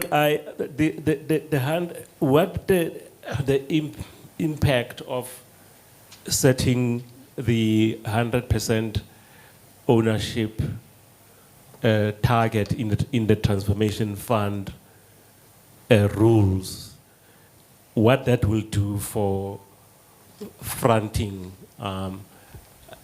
remains to be seen. I can't predict that. All right. What I can tell you is that the prevalence of fronting typically is where it's a 51%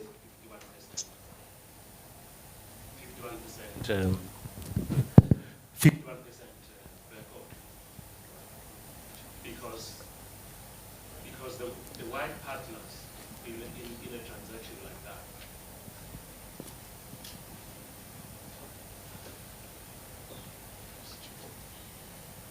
all they need is just to have enough black participation, enough black equity to make them qualify for tenders. So the 51% black ownership thing is associated with the largest amount of fronting. Because if a company is 100% owned, you can't front, all right? You can't front 100% black owned. If you see what I'm trying to say. But we can engage further because maybe there's something that you are raising. I don't think we are on the interrelations between elements. I don't think we have done enough analysis. So we treat these elements as silos. Because I do believe entrepreneurship is a skill.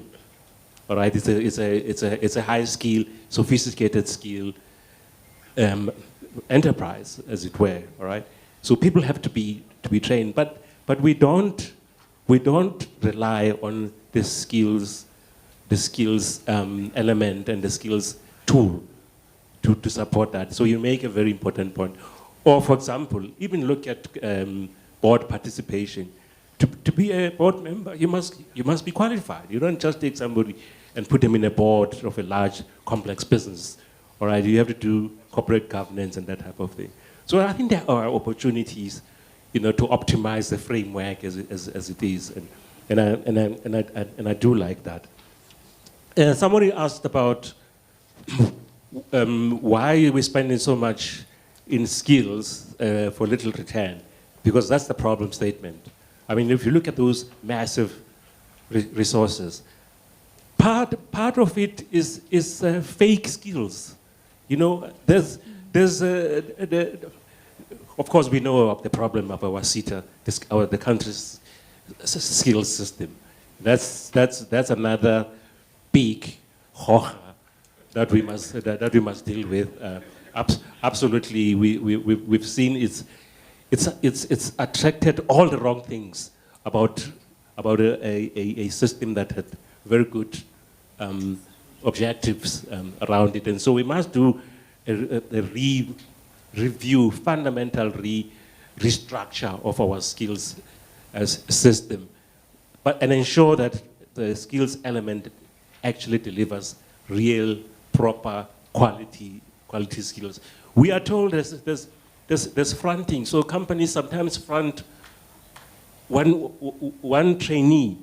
Okay, they go and spend part of the time at this company, and then the company claims points for it, and then they go and spend another time at another company, and by the end, the person really hasn't really learned anything meaningful, as it were. So there are issues there where we must do deep dives. Look, there are many questions. Let me address the one about inequality. And there is no one-to-one correspondence between BEE and reducing inequality. Inequality, the nature and structure of inequality is going to take more than BEE. BEE has got its role. It can't answer for all of the inequality challenges. There are other policy instruments. The social wage, we know how it's helping in dealing with inequality. I actually saw something very interesting. I don't know if you saw where it said that in 12 years ago,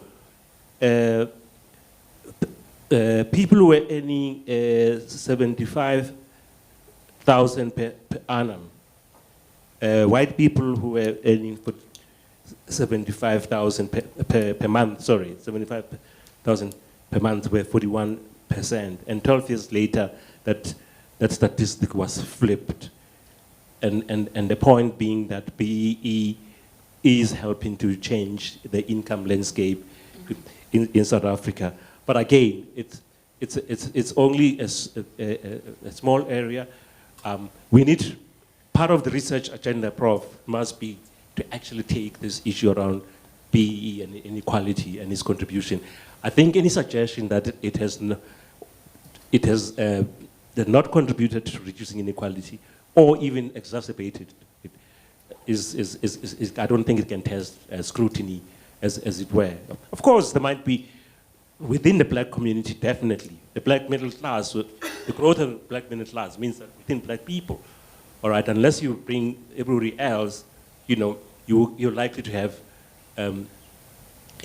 within blacks, growing inequality. But overall, macro inequality in the country, BEE has made a contribution, but there's a lot more that needs to be done in that regard. Thank you, Commissioner. I might be.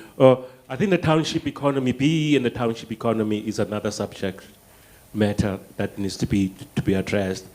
The extent to which the regulatory regime, regulatory standards, all right, are a barrier or a hurdle, and it goes back to the whole informality debate, how we deal with informality and make sure informality becomes part of growing this economy.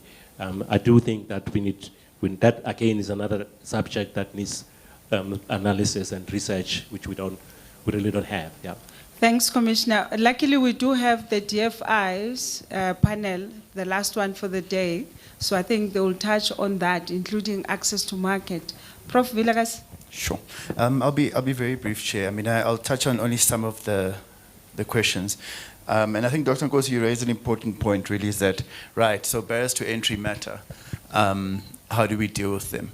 And I'm going to give you a terribly boring answer, which is that what the case studies and kind of sector studies and that we've done show is that disaggregate. We've got to unpack the data. What we're seeing is that there's very nuanced stuff happening by sector, but also at the level of, for instance, the type of barriers to expansion and kind of continued participation and growth of a medium-sized firm are quite different from a small-sized firm, right? Even as in a lot of our policy frameworks, we might group them together.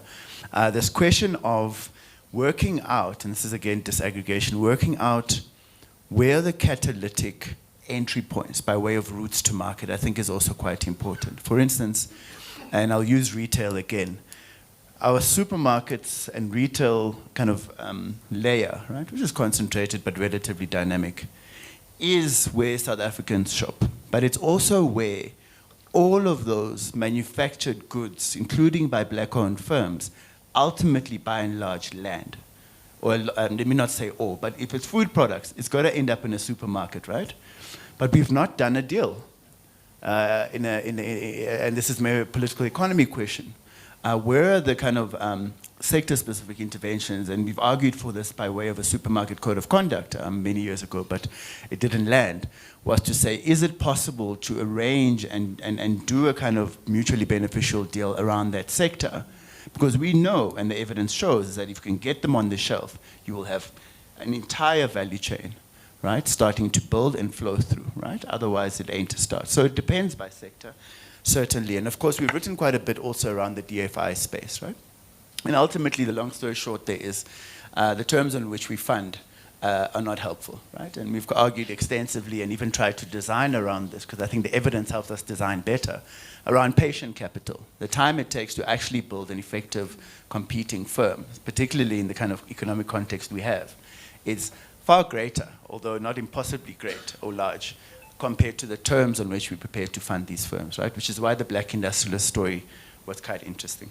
And then, of course, the lessons from the competition policy space. What that area does, and this would be my last point really, Chair, is that it allows us, particularly through the market inquiry tools, right, and even through the cases, abuse of dominance, et cetera, to understand sectors in ways that I don't think we have other tools to do in other areas, right? Where you understand actually how do these firms work, where are the rents, where the margins lie, and a lot of knowledge about where the barriers lie, the ways in which firms protect their incumbency, but also keep others out, lie in that body of work. And so I think any conversation around BEE and inclusion going forward must involve that body of work and evidence as well. Otherwise, we will design without actually matching with the realities of how our markets are actually working.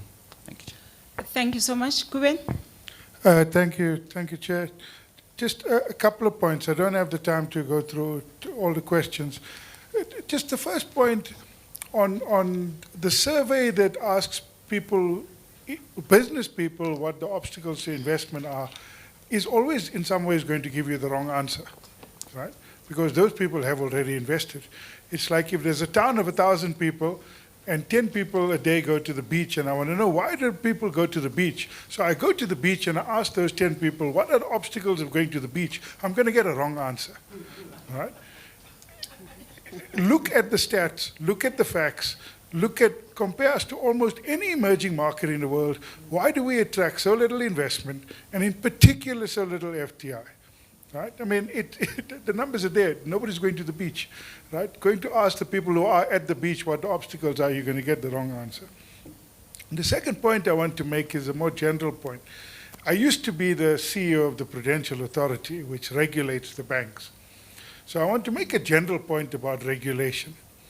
As regulators, you have objectives. You want people to do A, B, and C. So you set rules. The more complex you make the rules, the more they're going to game the system.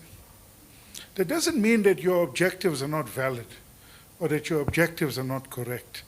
But the more complex you make the rules, the bigger the army you need to supervise them, the stronger the capacity you need to supervise them, and the more they're going to game the system. It's a lesson in life. If you want to achieve objectives, be fairly simple, straightforward, and narrow about those objectives, and you're more likely to succeed than making those objectives overly complex and overly costly to comply with. It's an unfortunate reality of regulation. If you remove BEE as a disqualification criteria, what do you replace it with? I am arguing that we should remove BEE as a criteria for initial disqualification. If you read the Preferential Procurement Act, I am allowed to disqualify Tsidiso's company at the original stage of bidding if he doesn't have a particular BEE status. And because of that, I'm only going to get bids of people who actually don't provide the service directly. Now, yes, I can have a market intelligence that tells me the price of a Dell computer or a Toyota Corolla. But actually, in many areas of public service, there's no market price. I'll give you two examples. The one is, if I want to feed prisoners and I put out a tender to a private company to feed the prisoners, there's no market price. There's no market price because there's no market for it, right? If I want to extend the N2, there's no market for it, right, in South Africa. There's no private company that delivers this service on a daily basis to feed prisoners in a particular prison. If I want to tar a section of the N2, right, there's no market price for that. I've got to take into account geography. I've got to take into account the existing state of the road, all of that. Now, if we exclude companies that are capable of doing it at the initial stage, then we're building in a level of inefficiency that I think is harming the people that we are meant to benefit. The prisoners getting food, or the children getting textbooks, or the school nutrition program, right? As a society, we're prepared to pay a rent, we're prepared to pay a premium to support black empowerment, to support black ownership, to support inclusion. There has to be a sense in a society of what those costs are. If we aren't able to understand those costs, I think we've got a very one-sided debate. The last point I'll make is about the dual listing and its effect on dividend outflows. I think you're confusing two concepts, but let me stick with the intent of your question. If you allow foreigners to invest in the Johannesburg Stock Exchange, you have to allow them to take the dividends out. It's very simple. If you say, actually, I don't want them to take the dividends out, then put up a sign at the border, please don't invest. That's the nature of investment. Almost all developing countries, from China to Korea to India, Indonesia, have had waves of foreign investment, and they've actually had waves of locals buying back those foreign investments and growing the capital base. Unfortunately, we are reliant on foreign capital to grow the capital base in South Africa. Our savings ratio is too low for us to pull ourselves up by our bootstraps. Right? So you get into this situation where, because your savings ratio is too low, either you force down consumption, and you force down public spending, which has got its own political implications, or you're reliant on foreign capital inflows. And if you're reliant on foreign capital inflows, there's certain rules that you've got to play with. You may not like those rules, but then you aren't able to do that on your own. Thanks, Chair. Thank you so much. A round of applause for our first panel. Thank you so much, gentlemen. I think we will still be interacting with you in between lunch. Now we are moving to our next panel. We have the panel that will be looking at contesting ownership, transformation, elite capture, and reform. This panel interrogates the degree of which BBEE has achieved broad-based redistribution of productive ownership. It examines the concentration of empowerment gains, the conditions enabling elite capture and fronting, the relationship between ownership transformation and productive investment. What institutional redesign is required for structural economic change? So, like the Deputy Minister has said, this symposium mark a sort of one of its first of us dealing with some of the issues that are being contested. The first for the panel is Duma Kubule. If you can take the stage, Chris Malekane and William Kumete, one of our panelists, and Ben Stein, it's online. So the order that we're going to take is that Duma will start first, followed by Chris, then William Kumete. The last input we're going to take from Anne. A round of applause.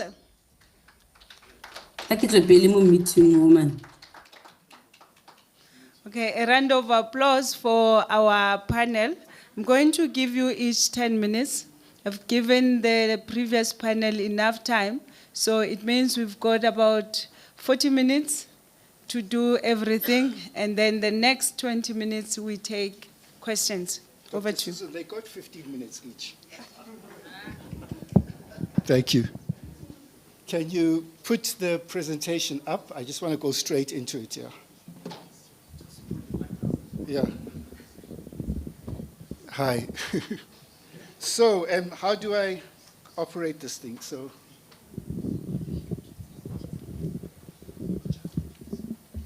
and then I use this to operate here. This one?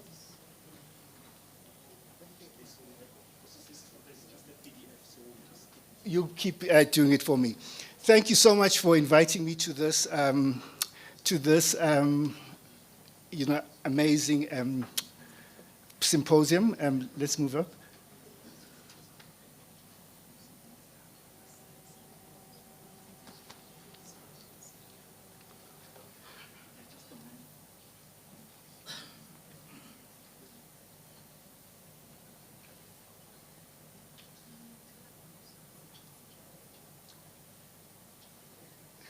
You know, on the dividend outflows, most of the companies on the stock exchange have got nothing to do with South Africa. I'll talk about this here. So the dividend outflow, so you can't say they came to invest in South Africa. So I think I kind of agree with you. Yeah. Yeah. Can you go to the first? I must go with this. Okay. So BEE is under attack like never before with fake statistics and news and urban legends that are polluting the public discourse. The 1 trillion rand transferred to 100 politically connected people by 2018 by Professor Gumede, my favorite panelist, I think is fake news. 46 politically connected people secured about 60% of mining deals by 2014. That is also fake news because in a previous life, that was my thing that I did for many years. 1 trillion to 2 trillion transferred to black people since 1994 by Solidarity and the Free Market Foundation. That's also fake news. I did talk to the head of the CEO of the Free Market Foundation, and he says, well, I'll give you the guy that did it. And then I spoke to the guy who did it. He didn't quite understand what he was talking about. So I think this kind of statistics, so let me just show you one. When you look at the BEE transactions from 1994 to 2008, according to, you look at the EY, there are databases that do this, collect this information properly. So according to my calculations from the EY in the 1990s and the Dealmakers database, which is the gold standard of M&A collection of statistics, there's transactions of 700 billion. And then once I do eliminations of transactions that didn't really happen and for various reasons, there were transactions of 600 billion rands over since the 30 years of democracy.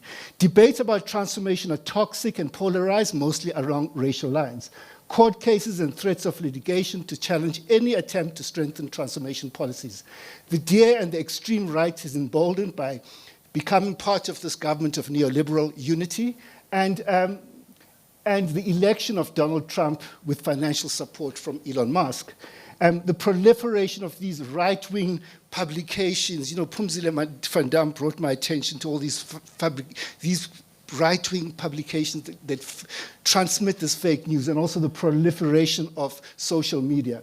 The policy context, I believe that the project to deracialize the economy it's got one foot in the grave.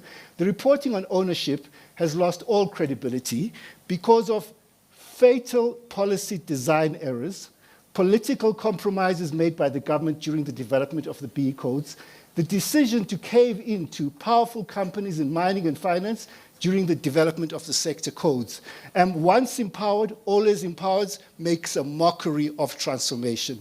There are weak incentives for companies to enter into replacement BEE transactions after the exit of black shareholders. There must be liquidity in BEE deal flow and new beneficiaries here. So there is now what I call a voodoo system of accounting for black ownership. It inflates the BEE scores of all JSE-listed companies. There's no relationship between black ownership as reported by companies in their annual reports and what appears on BEE certificates. In a previous life, I was consulting to Telkom, and I used to do bad things. So there was 6%, there was 6%, I know how to game the system, guys, you're talking about it. So there was 6% ownership by the Elephants Consortium, and you know, they didn't want to disclose themselves. So Omar Rasitaba, she wanted to sue them. So I said, no, says Omar, let us have the dinner with them. We assume some of them were politicians. So we had a dinner that they were hiding them. So we had a dinner at the Saxon, so where we sat with Gloria Siroba, Andy Lengaba, all these people, and they said, okay, guys, disclose 51% of sales, we don't care about the rest. So, but anyway, we found a way to manipulate the system that the 6% became the 28%. So we went through a proper procurement process. We appointed Verification Agency 1. And then Verification Agency 1, their methodology didn't agree with us getting this 28%. So we went to Verification Agency 2, and we said, Werner, you'll just do ownership, and then you'll take their score and give it to the guys we appointed. So we knew who's going to give us the score that we want. But anyway, Pick n Pay has never conducted a BEE transaction, Yet the 2025 BEE certificate said it had black ownership of 22.1%. Nedbank annual report 2024, go to their annual report, 0.6% black ownership. Yet its BEE certificate says 36.59%. How can that be right? So the companies are gaming the system. There are very sophisticated ways of gaming the system. So I was just, sorry, this is not the one I want to talk about. So in 2022, the BEE Commission said JSE companies had 39% black ownership. So I think Professor, he said, let's do rigorous stress test around this thing. So if one applies this statistic to the JSE's market capitalization of 20.5 trillion at the end of December 2021, this means that black people own shares of 8 trillion. That can't be true. We shouldn't even debate that, you know? And we have a serious problem if the rules allow us to arrive at such bizarre conclusions. The BEE Commission does not provide information for each company, which would allow us to interrogate the data and weight it. So the Commission, I think, must tell us that they're not measuring actual ownership. As Siriso said, they're measuring scorecard points, which is not the same thing as actual ownership. So I just looked at the BEE statistics that he showed in the previous slide. There's a big divergence between these statistics, you know. So the statistics from the Commission shows 610 billion rands of transactions. The deal makers database shows 216. So this one on the left, you can see each company that did the statistics. So on 2019, 249.7, and on the other one, it's 16.1. So I can tell that what we're talking about there, it was the Seriti transaction. They show you the name, the Seriti transaction with South 32, and then the other one was the Clover transaction. So they show them by name. So I do think we have to, I think the solution is to look at per company. So I've felt so strongly about these fake statistics that I decided to spend the last few months studying this, you know. So what I've done, I've conducted the most comprehensive ever analysis of black ownership on the JSE during the first 3 decades of democracy. We looked at black ownership within the top 60 JSE companies. That's more than 90% of the market capitalization at December 22 and 4, including chapters on mining and finance. The biggest myth I can tell you is that BEE only benefited the politically-connected few. I have the receipts, every single company. While politicians such as Cyril Ramaphosa and Toki Sikwele benefited from earlier BEE deals, they have always accounted for the minority of transactions by value. We can go into detail on this. So broad-based ownership schemes accounted for 2/3 of black ownership on the JSE.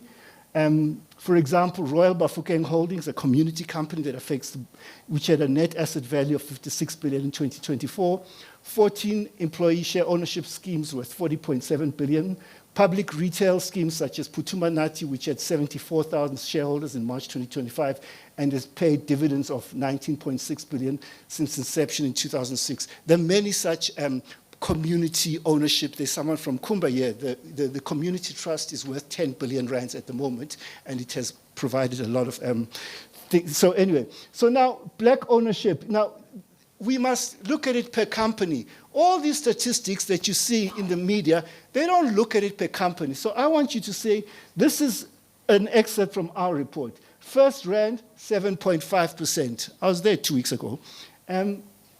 Tell me why the 7.5% is not right. It is in their annual report for 2025. Sanlam, there's black ownership of 13.8%, 25.4 billion. Capitec Bank, 6.6 billion. And then there's black ownership of 24 billion.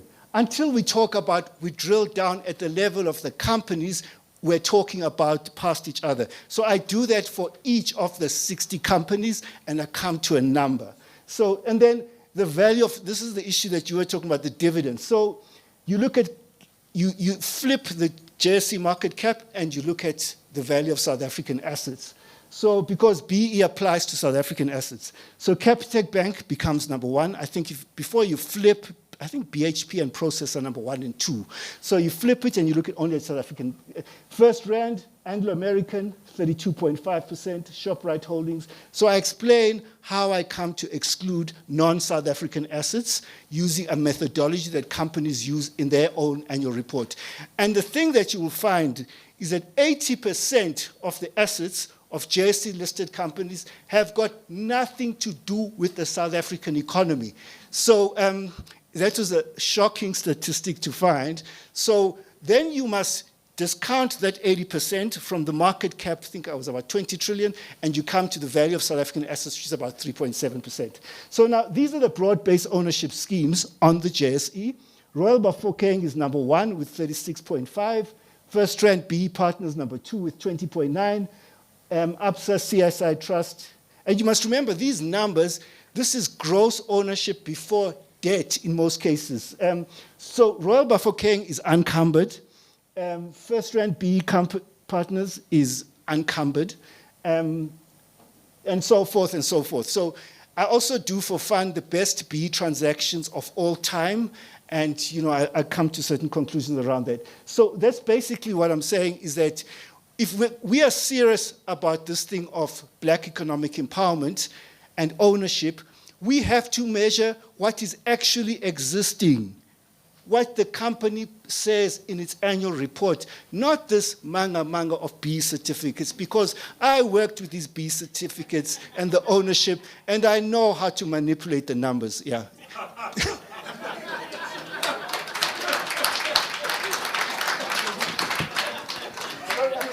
One last thing. So we were working for this multinational in Wendywood, and we got them to level 3.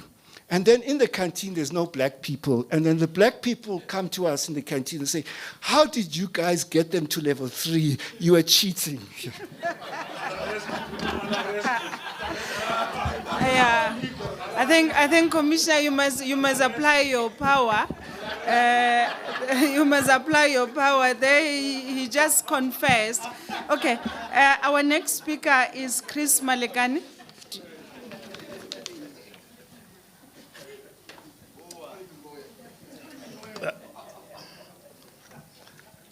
Good morning, colleagues, and those online.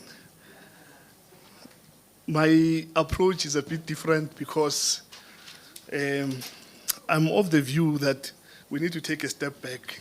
What are we trying to achieve here with black economic empowerment? So my view is that we need to locate BEE or triple BEE, whatever, but I'm going to just use BEE so that I don't get tongue twisted. Within a broader transformation strategy, it must be one of the instruments or one of the strategies within a broader transformation strategy. So I liked what the commissioner said when he said, BEE, to resolve the problems of inequality in South Africa, we can't load everything on BEE. BEE cannot resolve these problems. So we agree. But the broader transformation strategy within which BEE is located is what is flawed. And we are not talking about that.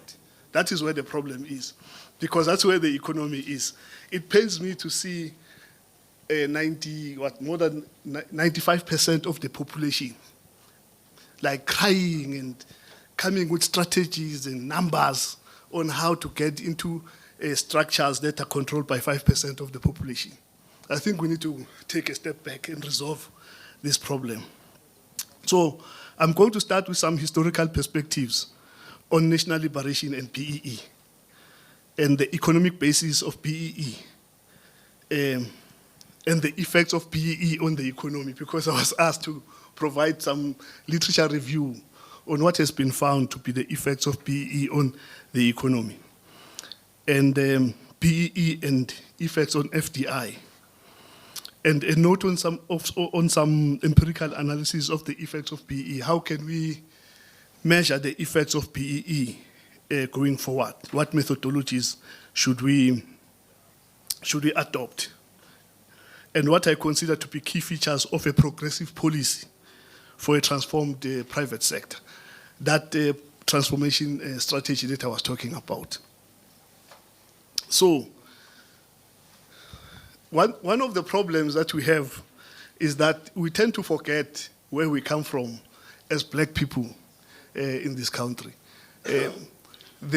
Broadly, I can safely say that there are three national liberation movements in this country that carried us throughout the apartheid era. The first one is, of course, the African National Congress. The African National Congress, the second one is the Pan-Africanist Congress. And the other one was the Black Consciousness Movement. All these movements, they committed themselves to a socialist South Africa. All of them, right?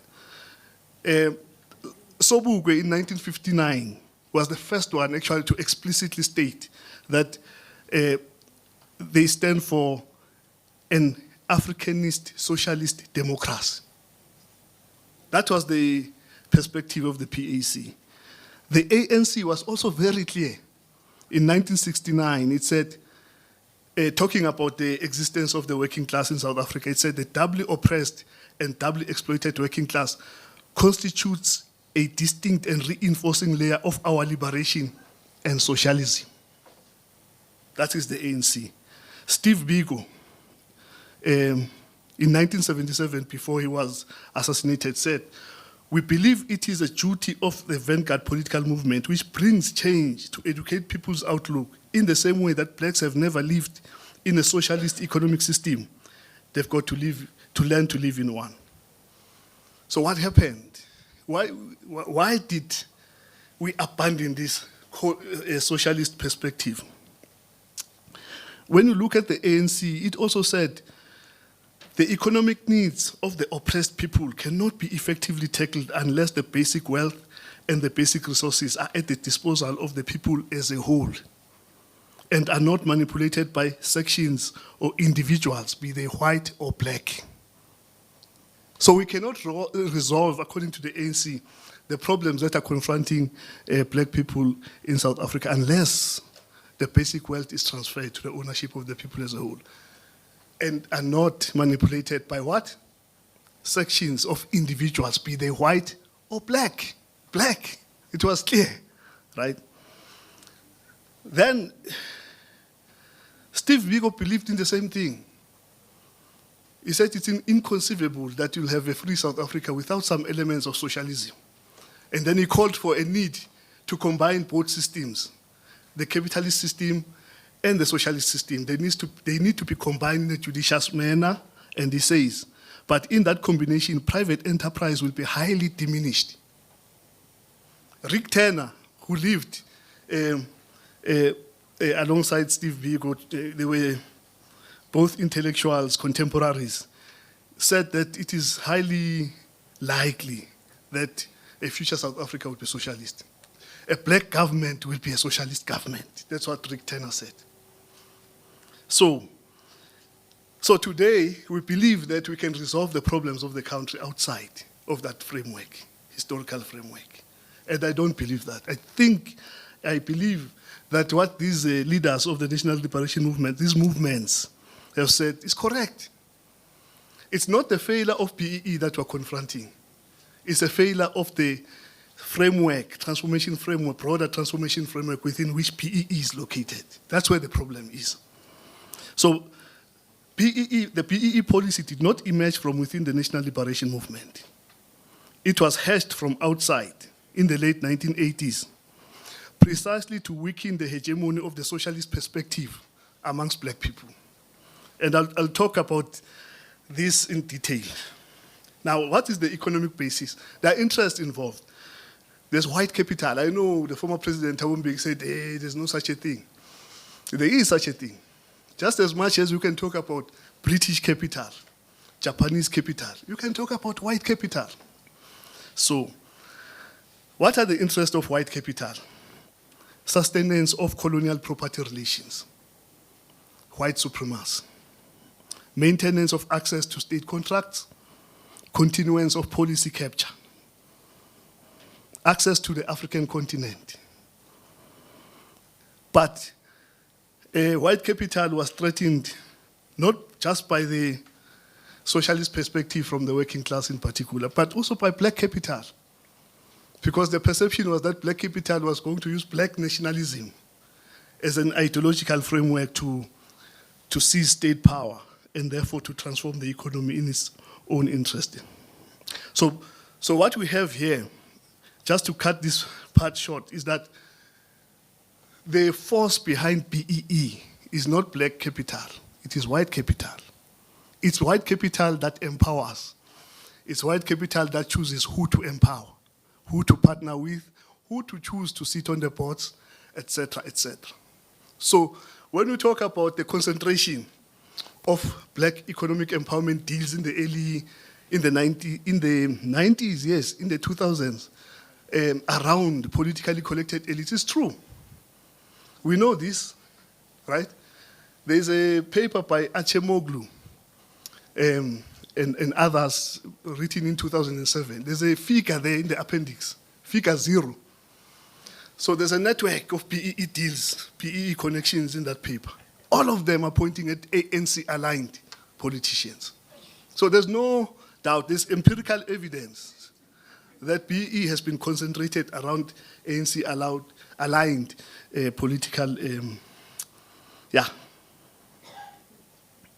Now, the theoretical channels through which BEE is supposed to affect the economy. Number one, we are told that BEE is supposed to secure property rights and to ensure that the stability of business operations. That's the second thing. For whites, for white capital, because we're talking about historically established interests, trying to defend their interests, policy stability and certainty.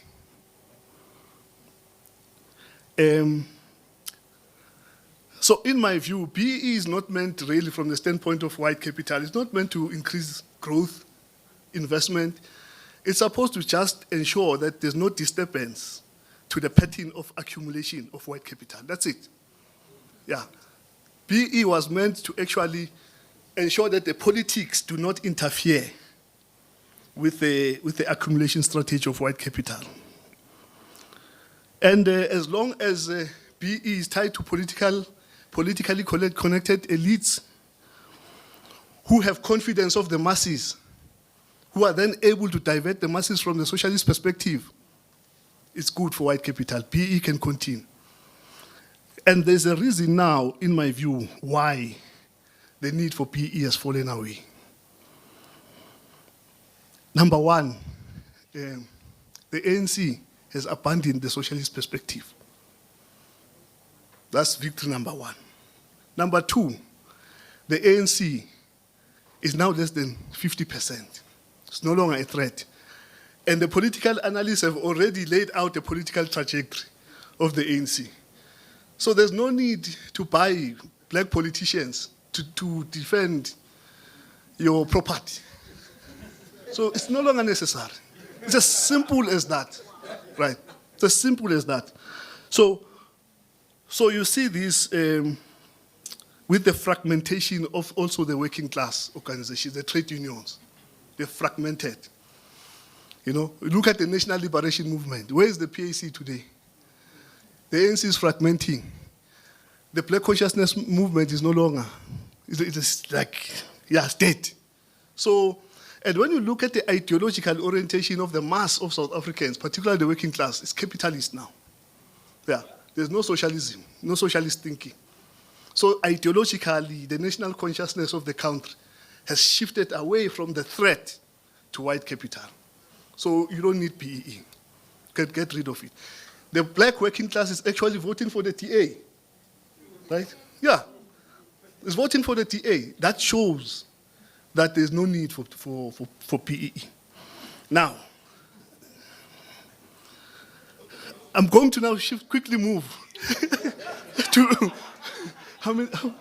2 minutes. Okay, challenges of empirical studies. Now I'm getting to the empirics. Data limitations. So I'm happy that now there's an effort to generate a database. Many studies are descriptive analysis. Many studies look at correlations between BEE and economic performance. That is not causality. basic econometrics teaches us that many studies do not have control variables. There are other factors that affect economic performance than BEE. So there's a problem. And also there's a problem of endogeneity, and this problem was noted by Achemoglu and others in 2007. BEE is poorly measured. We just heard this fronting, right? And the commissioner also mentioned about 15% of companies are not reporting. And also there's false reporting. So there's a lot of what you call in econometrics endogeneity of the BEE variable. And many of the studies that look at the impact of BEE on the economy do not control for that. So what we need an establishment of a credible, publicly accessible, wide-ranging firm-level database with firm characteristics, etc., to do these studies on BEE. Now, Achemoglu, 2007, did not find any impact of BEE on firms listed in the Johannesburg Stock Exchange, be it on investment, profitability, and labor productivity. No effect of BEE. But what they found, if you look at the study, there are some insignificant negative signs that they find. So it negatively affect, but not significant, right? So that's their study. But it's 2007, so the data was short. There's a recent study now using their rigorous methodology. It just got published in the Journal of Comparative Economics. You can check it out, the Journal of Comparative Economics. It came out in 2025, April, and it's by Busse, B-U-S-S-E, and others. So they apply a rigorous methodology. They also do not find significant impacts of BEE on turnover. They don't find the effects of BEE on profits of companies. They don't find the effect of BEE on labor productivity. But when they disaggregate firms between large and smaller firms, they find that large firms have experienced a positive effect on their turnover, not on profitability, not on labor productivity. Small firms do not register any significant effects. So it appears that BEE has an effect on the turnover of large firms, but that effect is also small, it's like less than 1%. So a 1 point increase in BEE score leads to less than 1% effect on the turnover of these firms. Other studies look at the effect of BEE on financial performance. All these studies, although they've got those problems I mentioned, not controlling for endogeneity, dubious control variables, all of them find negative effects of BEE on financial performance of JSE-listed companies. So I'm going to pass. Foreign direct investment, there's no study on the effect of BEE on foreign direct investment. And my view really, let me just, on the methodology, I think we need to control for endogeneity. We need to outline clearly, theoretically, the channels through which BEE is affecting economic activity. Economic theory needs to guide econometric specifications. We need to test for the channels and not just mention them speculatively. We need to test for interaction terms. These are now technical stuff. But lastly, I'm not surprised that BEE does not have these effects, because it was not meant to have those effects. It was meant to just maintain the path of white capitalist accumulation. So the Kuben, why is the investment GDP ratio declining? It's not BEE. Black capitalists do not control investment in South Africa. It's white capitalists.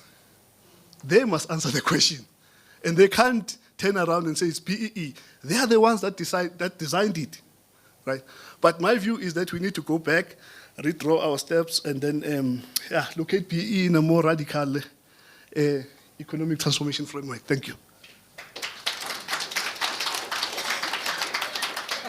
Thank you so much, Prof. As we are reviewing BEE, let me allow Prof. Kumet.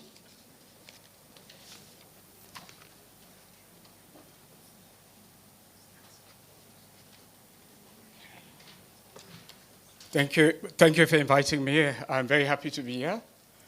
I will only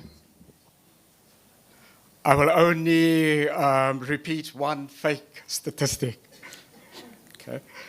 And then I want to give a way forward because that's sort of the space in which I operate. Now, the fake statistic, so I'm going to repeat, since the early 1990s, 46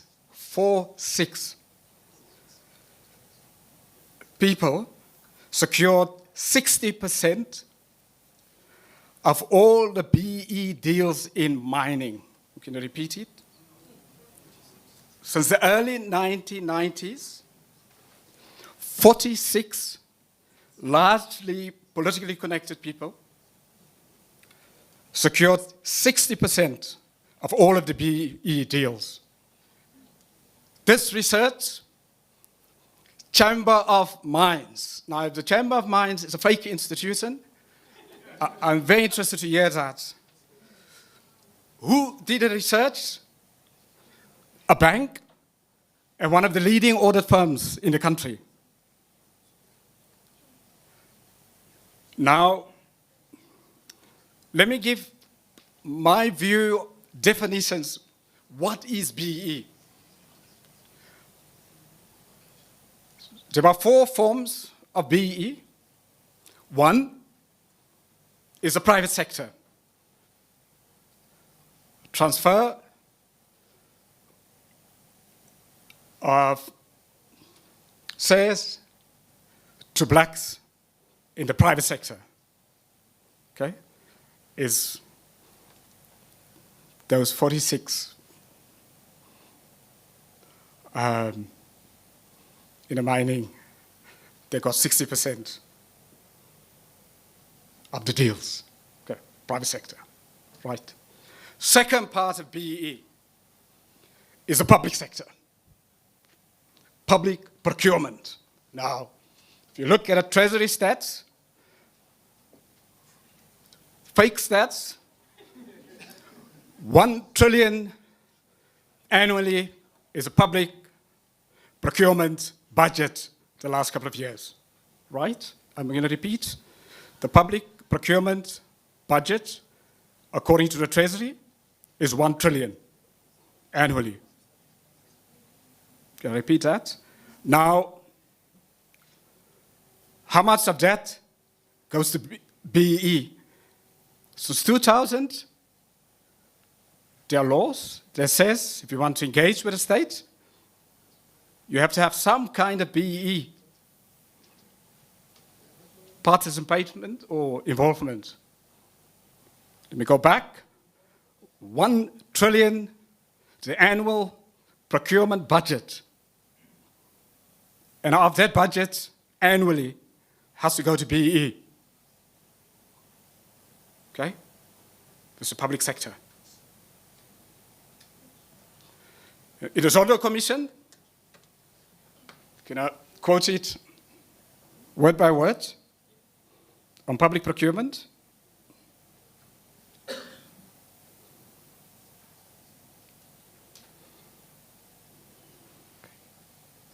Testifying at the Zondo Commission, the National Treasury's then acting Chief Procurement Officer, Willie Matabula. This quote. He said, in the 2017 financial year, according to him, according to the Zondo Commission report, he said in that year, the National Procurement Bill was still 800 billion rand, 2017, okay? Subsequent to that, we're now sitting in 1 trillion, right? So we're talking now 2017. And he said of that, 50%, he says, annually is gone. And it includes BEE as one of the reasons in there. There's obviously other things, corruption, waste, mismanagement, and all of those sort of things. 2017, procurement bill, 800 billion. Over 50% gone. They can't see any delivery. That's the Zondo Commission. Now, let me move to what we can do. Or even before I can even say what we can do,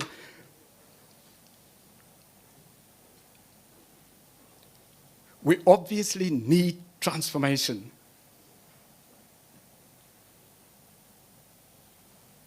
It's obvious, but the model and the approach is the issue.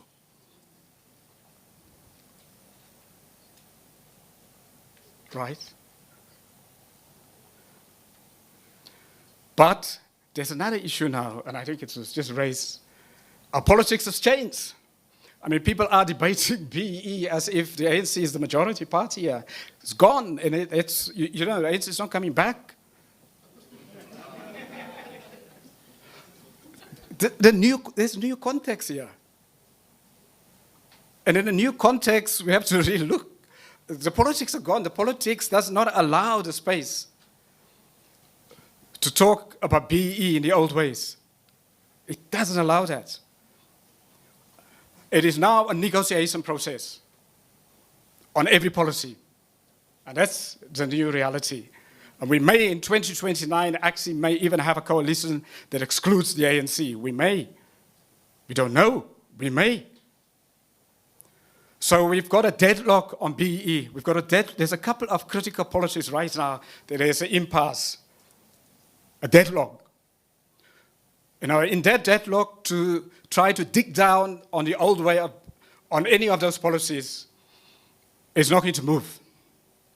And that is just the reality of it. Going forward, what do we do? First thing what we can do and what we do is to cancel the current model totally. Totally. Kick it for touch. Right now, today. And then we say, give options around BEE. First option, link it to industrial policy. What do we need? We need SMEs that manufacture and that make things and export things. Where do jobs get created? Anywhere in the world. SMEs has to be sitting over 80% from a job creation point of view, and that is where we must immediately move all of our BEE energy. Get people to make things that we need and that the world needs. And that's BEE. If a company can do that, it's BEE. Simple. Second thing, for a black child to prosper, you absolutely need, in this economy and in the world economy, you have to have a skill set. If you don't have a skill set, you're gone. You're totally gone. I mean, we now in the AI world, and there's countries and individuals that will be left behind back into the Stone Age. Unless we've got the skills. And the black child is going to be back into the Stone Age. Unless the black child gets that STEM skills. Unless we can be like the Chinese, that in a matric year, we have to have over 80% of kids, black kids must have mathematics and science. And that for me is empowerment. So if we can get a mining company to take 1,000 schools, black schools, the poorest schools, and that mining company pays for every child, pays even the parents, and get that child to get that mathematics at a level that that child is going to be competitive, not just in South Africa, but anywhere in the world. That is BEE. So we say, for example, to Anglo-American, and the irony is, I was asking, in 1999, I spoke to one of the mining companies, and I actually said, look, you take that a couple of billions, and you adopt 1,000 schools, black schools in the country, and you pay for everything, everything, even the teachers. And you get those kids of 80%, if you take them even from primary school all the way to high school, to have STEM education. You'll transfer, that's transformation in a way which is what we want. To conclude, 1 minute here. Mm-hmm. We could, for example, obviously a compromise to the current defenders of BEE, we can say we could put a sovereign wealth fund together, for example. Yeah, we could do that.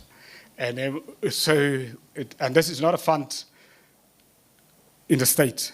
So it's a fund that is outside the states and is run by the private sector, civil society, and so on. And we run it along the lines of the Norwegian Sovereign Wealth Fund. And we don't do the African way, the Nigerian Sovereign Wealth Fund way. I have no problems with Nigeria, but in that context. And it's a focus dedicated, linked to industrial policy and linked to transformation efforts. We have to take things out of the state. Our state doesn't have the capacity. I sat on the inquiry on the professionalization of public service. I advised on the reform of two of the previous reforms, the DFI reforms for the National Treasury, and so on. There's absolutely there's not the kind of capacity for the states, I think, to deliver these sort of things, and so on. So if we could, I think in the stalemate that we have as a country, and in a stalemate, you can't deliver policy. The only way you can deliver policy in a stalemate, you have to bring people together. And one way to bring people together is we set up a sovereign wealth fund as one of the issues. We take it out of the states. We get a private sector, civil society, academics. I would love to be. and then we have a long-term plan to do transformation linked to industrial policy. Thank you. Thank you so much. Our last panelist is online. The sound guys, please help me. And Bernstein, if you can just kickstart so that you can start with your issue, and then from there we'll go to the questions and answers. For the online colleagues, just make sure that you type them. Prof. Busani is collating them.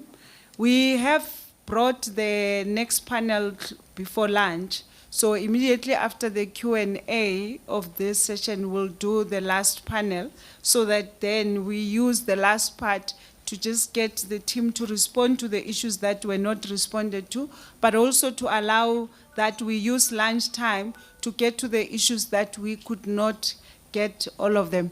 And over to you. Thank you very much. You can hear me? Yes, we can hear you. And we can also see you. Great. Double. Thank you very much indeed. I'm delighted to be here and to participate in this important discussion. So thank you. I want to make a number of points very briefly. The first is that I think the vast majority of white people, and race matters in this particular issue, especially with the politics of this at the moment, but the vast majority of white people don't think enough about transformation, and very few of them appreciate how apartheid actively disempowered Black South Africans and prevented them from accumulating both skills and wealth and access to the economy and a million other things. So apartheid wasn't just discrimination, but it was a way in which Black South Africans were impoverished. And that's an important starting point for my organization, and I think for the national debate. I welcome the views by the Deputy Minister this morning in opening this discussion, and I fully agree with him that we need a bold approach to the review that the President has committed himself to. It has to be frank, and it has to be as open as possible to thinking about what has been achieved in the 31 years since democracy and the introduction, whenever it was, of the BEE policy and where we are today. I disagree with the Deputy Minister in the Presidency on one issue, which is he seemed to equate transformation, which is absolutely essential, with capital letters, the current BBEE framework. I think that's the wrong way to start the review. The question facing the country is, how do we transform? And that's what our work is grappling with as much as we